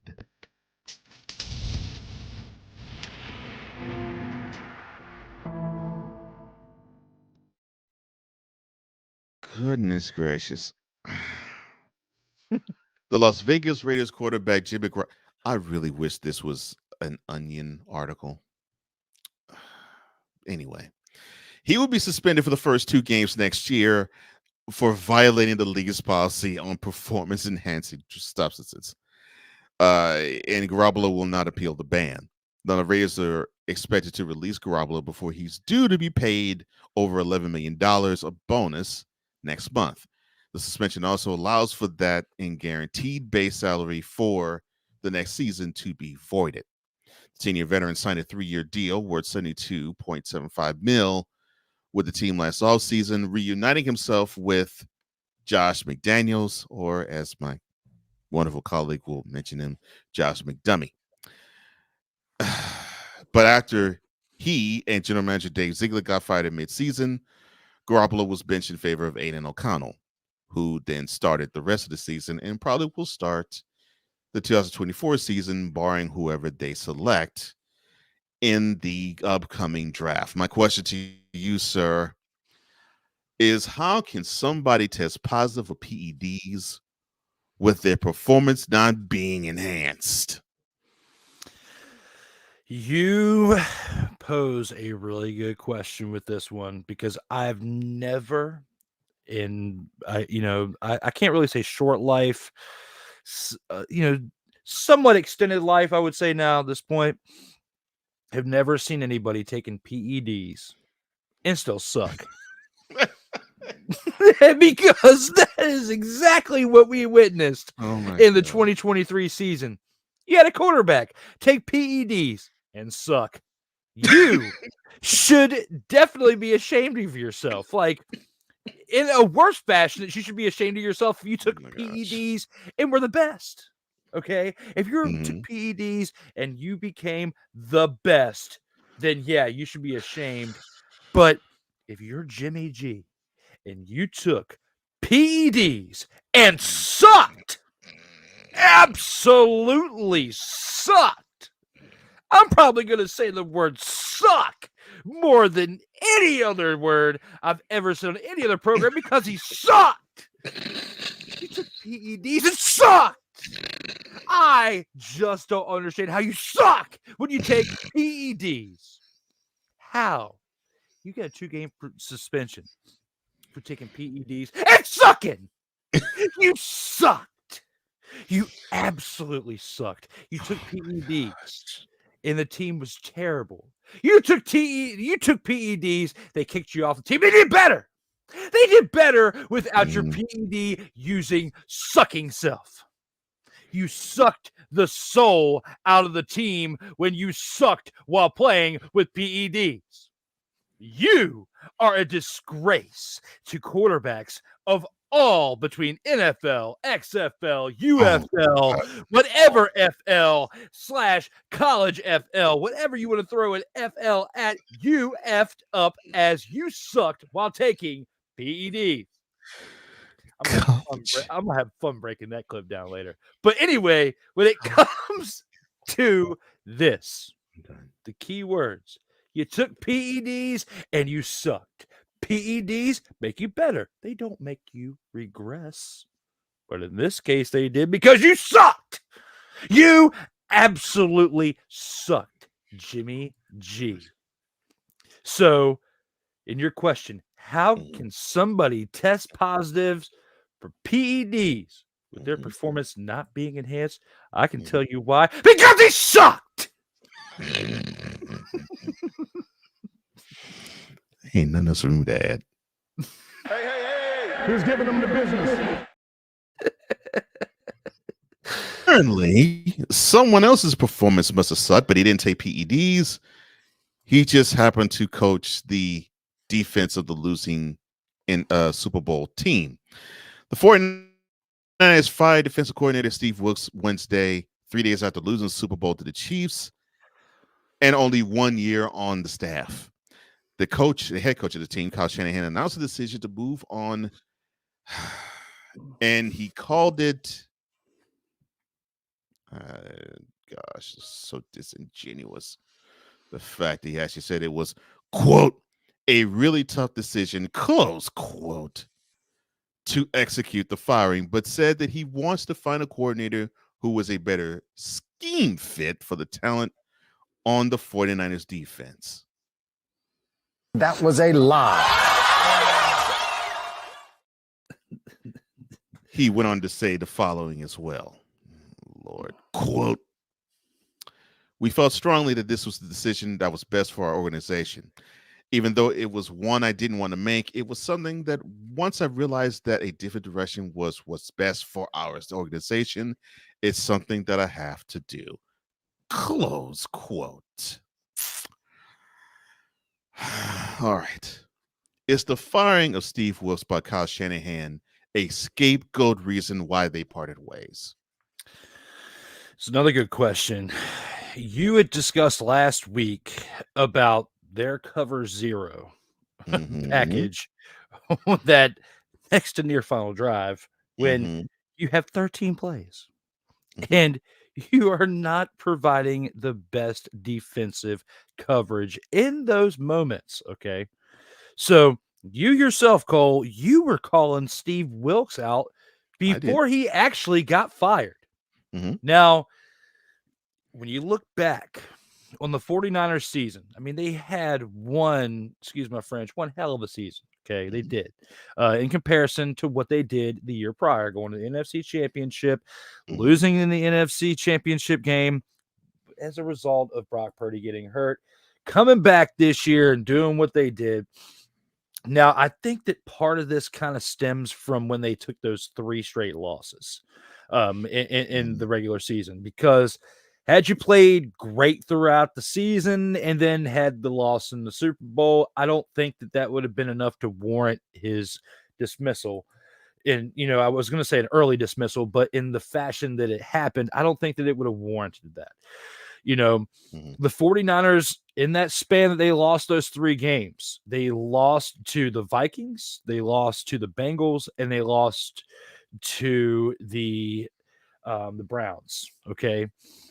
When they lost those games, it wasn't like they got beat on. Okay. It wasn't like the severe beating to the Broncos, handed down, they were handed down 70-20 or whatnot from the Dolphins. It wasn't like that type of beat down. No. But it was something to be concerned about because when you're losing to the Bengals, who at that time were led by a dumpster Pelican that I have in my commercial with you of Joe Burrow getting hurt, having the backup quarterback and all that situation there, you lost to that team right there. Then you lose again before that to the Vikings. And then with the Browns, and there's many questions around all three of those teams throughout this year, and not just because of the health of their number one star, but just for other looming things in the air that are causing distractions to the team from afar. So when I put all that into the equation, and I think about it, I think that this 3-game stretch right here of the 3 losses played a pivotal role in this dismissal of Steve Wilks. And what happened in the Super Bowl was like the icing, the frosting, the cherry on top, okay, of the entire project, because there was probably already that bad taste in their mouth when they entered the playoffs thinking, like, we got exposed during that 3-week stretch. It could potentially happen again in this playoffs.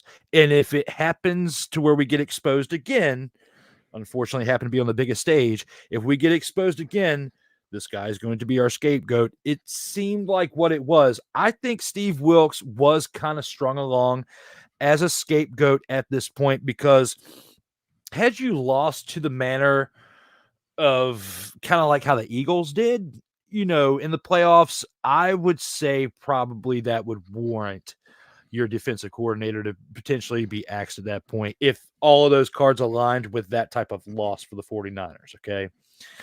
For the fact that Steve Wilks and this team, you made a trade during the year to bring in Chase Young to enhance your defense.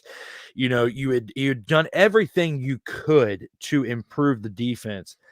Looking at the Super Bowl in itself, I mean, you only gave up 25 points, and that was through overtime. I mean, the defense throughout the game was kind of holding Mahomes until the second half, okay? The first half, they were on point. I don't have any complaints about this defense in the first half, as they only allotted 3 total points in the first half of the Super Bowl, okay? For whatever reason, the next half, they give up 17 points in the Super Bowl. Had you given up like the Eagles, like, when you're playing Green Bay and you're Dallas, okay, like that situation too, and you're giving up 41 points. If you gave up 41 points and you're Dan Quinn, you don't get fired and you get a head coaching position, yet you're Steve Wilks and you give up 25 points in the Super Bowl and you get fired, I have no reason but to think that why he has to be a scapegoat here, because we were talking about him last week. You and I were talking about the mistakes, the cover zero, all that, but with really no inclination or thinking that he was going to get fired when we had this episode the week later. Exactly. You were throwing shade at him for the cover zero, just like I would or anybody else would for that type of play, getting animated about it, but not on the other hand thinking that he was going to get fired over it. When you have Dan Quinn giving up 41 points in a playoff game, getting eliminated early in the playoffs, yet becomes a head coach of another dumpster Pelican team, like that doesn't make any sense. So for that, when I put it all into perspective, I have to give Wilks here in this question, as he was the scapegoat for this. It was either him or Shundahan, because I call Mike Shanahan and his son Kyle the Shund-a-hands, because they are being shunned in this moment, because the Shundahan legend went from winning 3 Super Bowls in the 90s with the 49ers with 1 and 2 more with the Broncos to make 3, to where son Kyle Shundahan has now lost in the biggest deficit upset with the Atlanta Falcons as the offensive coordinator years back, and now 2 Super Bowls as a head coach with the 49ers. He's 0-3, Pop's 3-0. There you go for the Shundahan legacy. I know that has something also to do with the fact that they both were also on the commander's staff too. And this is where I am with it. He held the Chiefs 19 points in regulation. Yeah. And I guess Wilkes also calls the plays on offense too.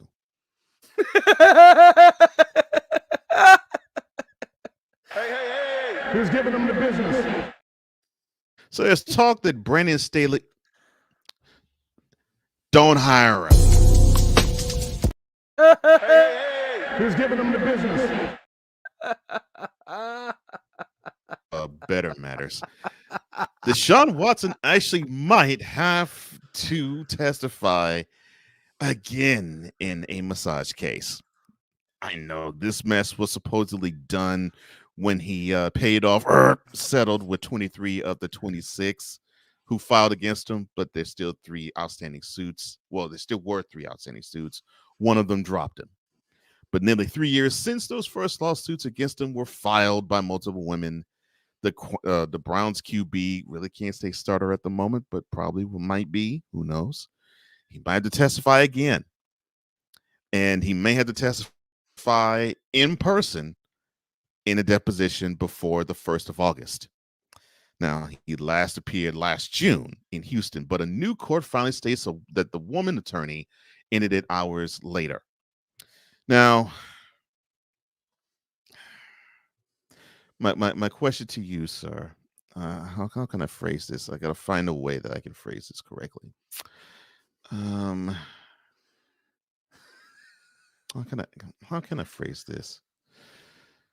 All right, I'll just come on and say it. All right, so you have this guy who seemingly wants to be a voyeur, or wants to have voyeurs just look at him do his thing. Is it possible that he will never shake his sexual misconduct past? He may never shake it like he doesn't shake that towel that you used to talk about when it came to him in the locker room and his shoulder. I will never, I don't think in my lifetime I will ever forget the cinematic displays of Cole Johnson reiterating what happens in a Deshaun Watson situation at the massage station. Because it's burned in my brain now when I think about this situation right here with Deshaun Watson.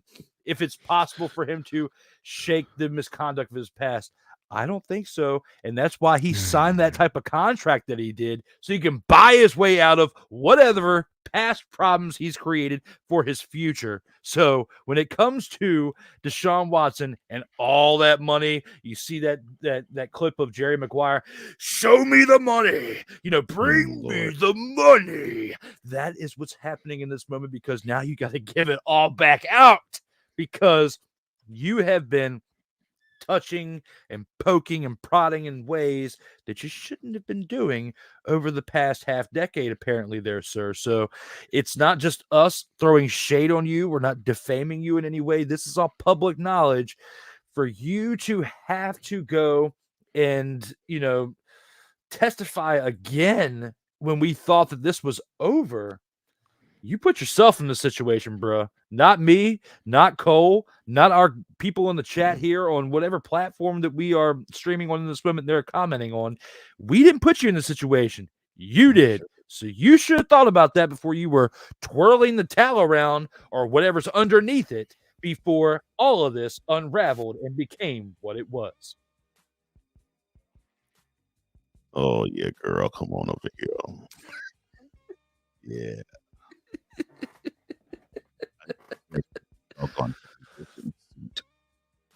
Heifers don't like it when they want to see a man pull out his nightstick and adjust it over and over and over.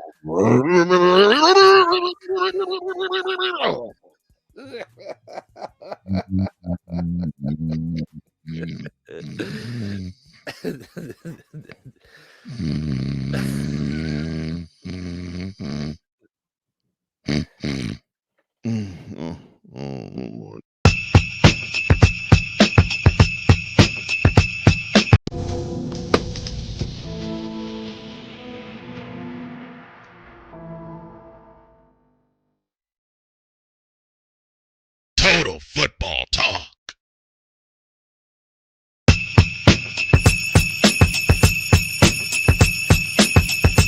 Sorry for that being premature, but we are now in the snowflake of the week. But we're going to do our top 5 snowflakes. And since I have a meeting that I have to attend, I shall do the honors and go first. And here are my 5. So I had to think long and hard about this. And I do mean long and I do mean hard. Pause. Now, here are my 5. At number 5, I got to give it to Tyler Bass, and he's the kicker of the Bills. Reason being is that he now has inflicted pain upon Western New York in ways that has never happened since Scott Norwood 33 years prior. And now they have to hear the words wide right yet again. Congratulations, Tyler. You have made the best fan base, at least the most entertaining fan base in NFL, go completely catatonic. Number 4, Jimmy G. We already talked why. I mean, come on now. You take PEDs and you actually regress. You should be ashamed of yourself, son. PEDs are supposed to. Never mind. Number 4 snowflake is Jimmy G. Jimmy Garoppolo. Number 3, Nick Sirianni. Here's why you're being named, Mr. Sirianni. You're being named as such because you had the team within this close of a range of winning it all, and you made the team's distance to the Super Bowl championship wider because you thought it was you that brought the team there. No. It was a collective effort that you were part of, but it was a collective effort that did it. But you thought you were more responsible for it than you actually were. And because of it, you may have ruined a QB in the process. I hope that he has not been ruined by you. So number 3, Sirianni. Number 2,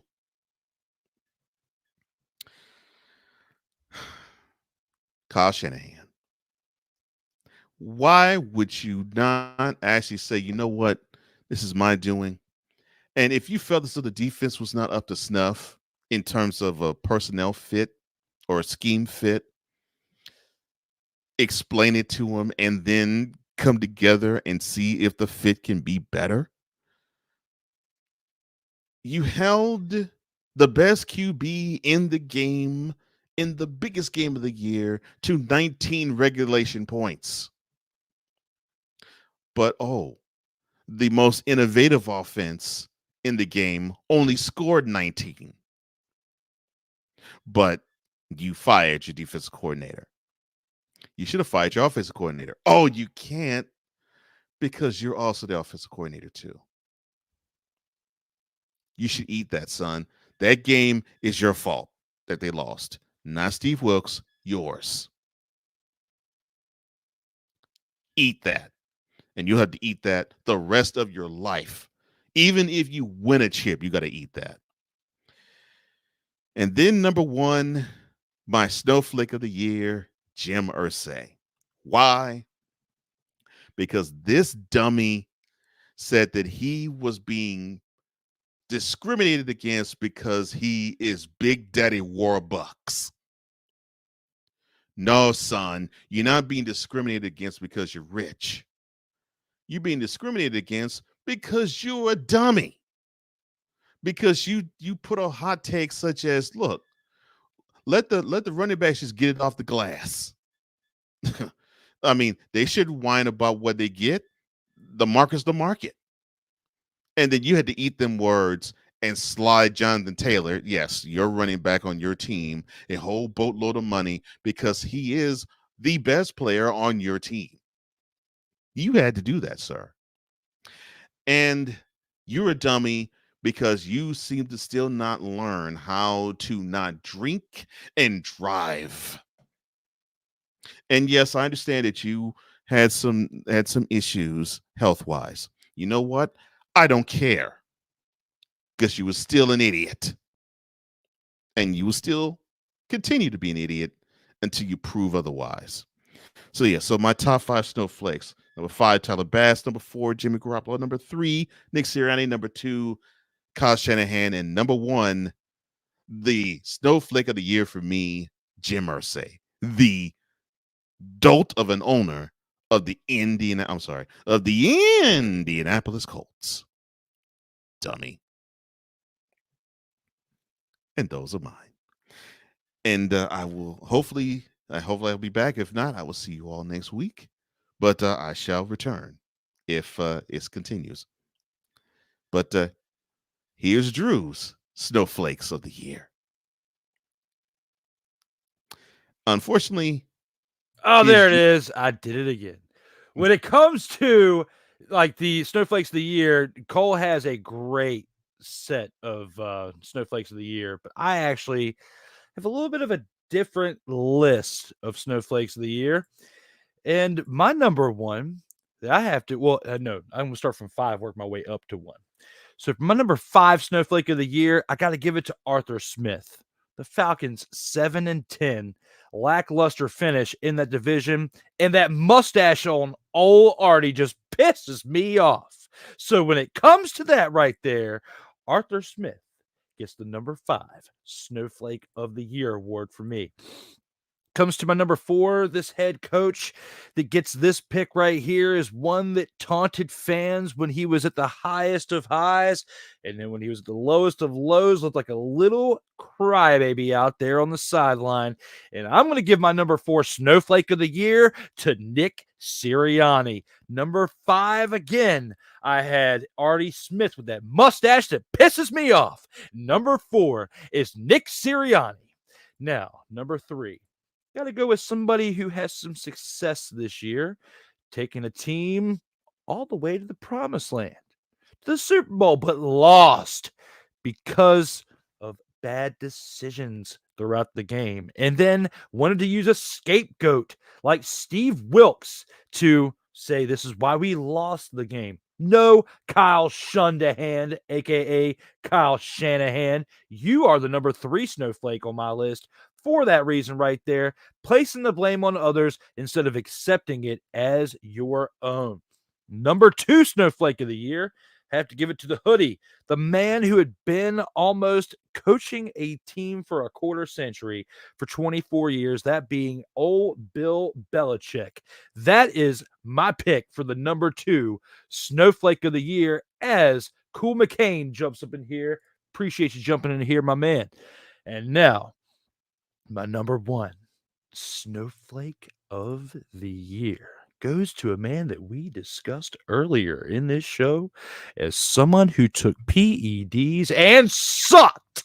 The number 1 snowflake of the year, in my opinion, is Jimmy Garoppolo, old Jimmy G, because how do you take PEDs and still suck? That is my take. Number 1 snowflake, Jimmy G. Yeah. Absolutely. When it comes to my snowflakes of the year, that's who I'm rolling with. And that's who we're taking into the post game.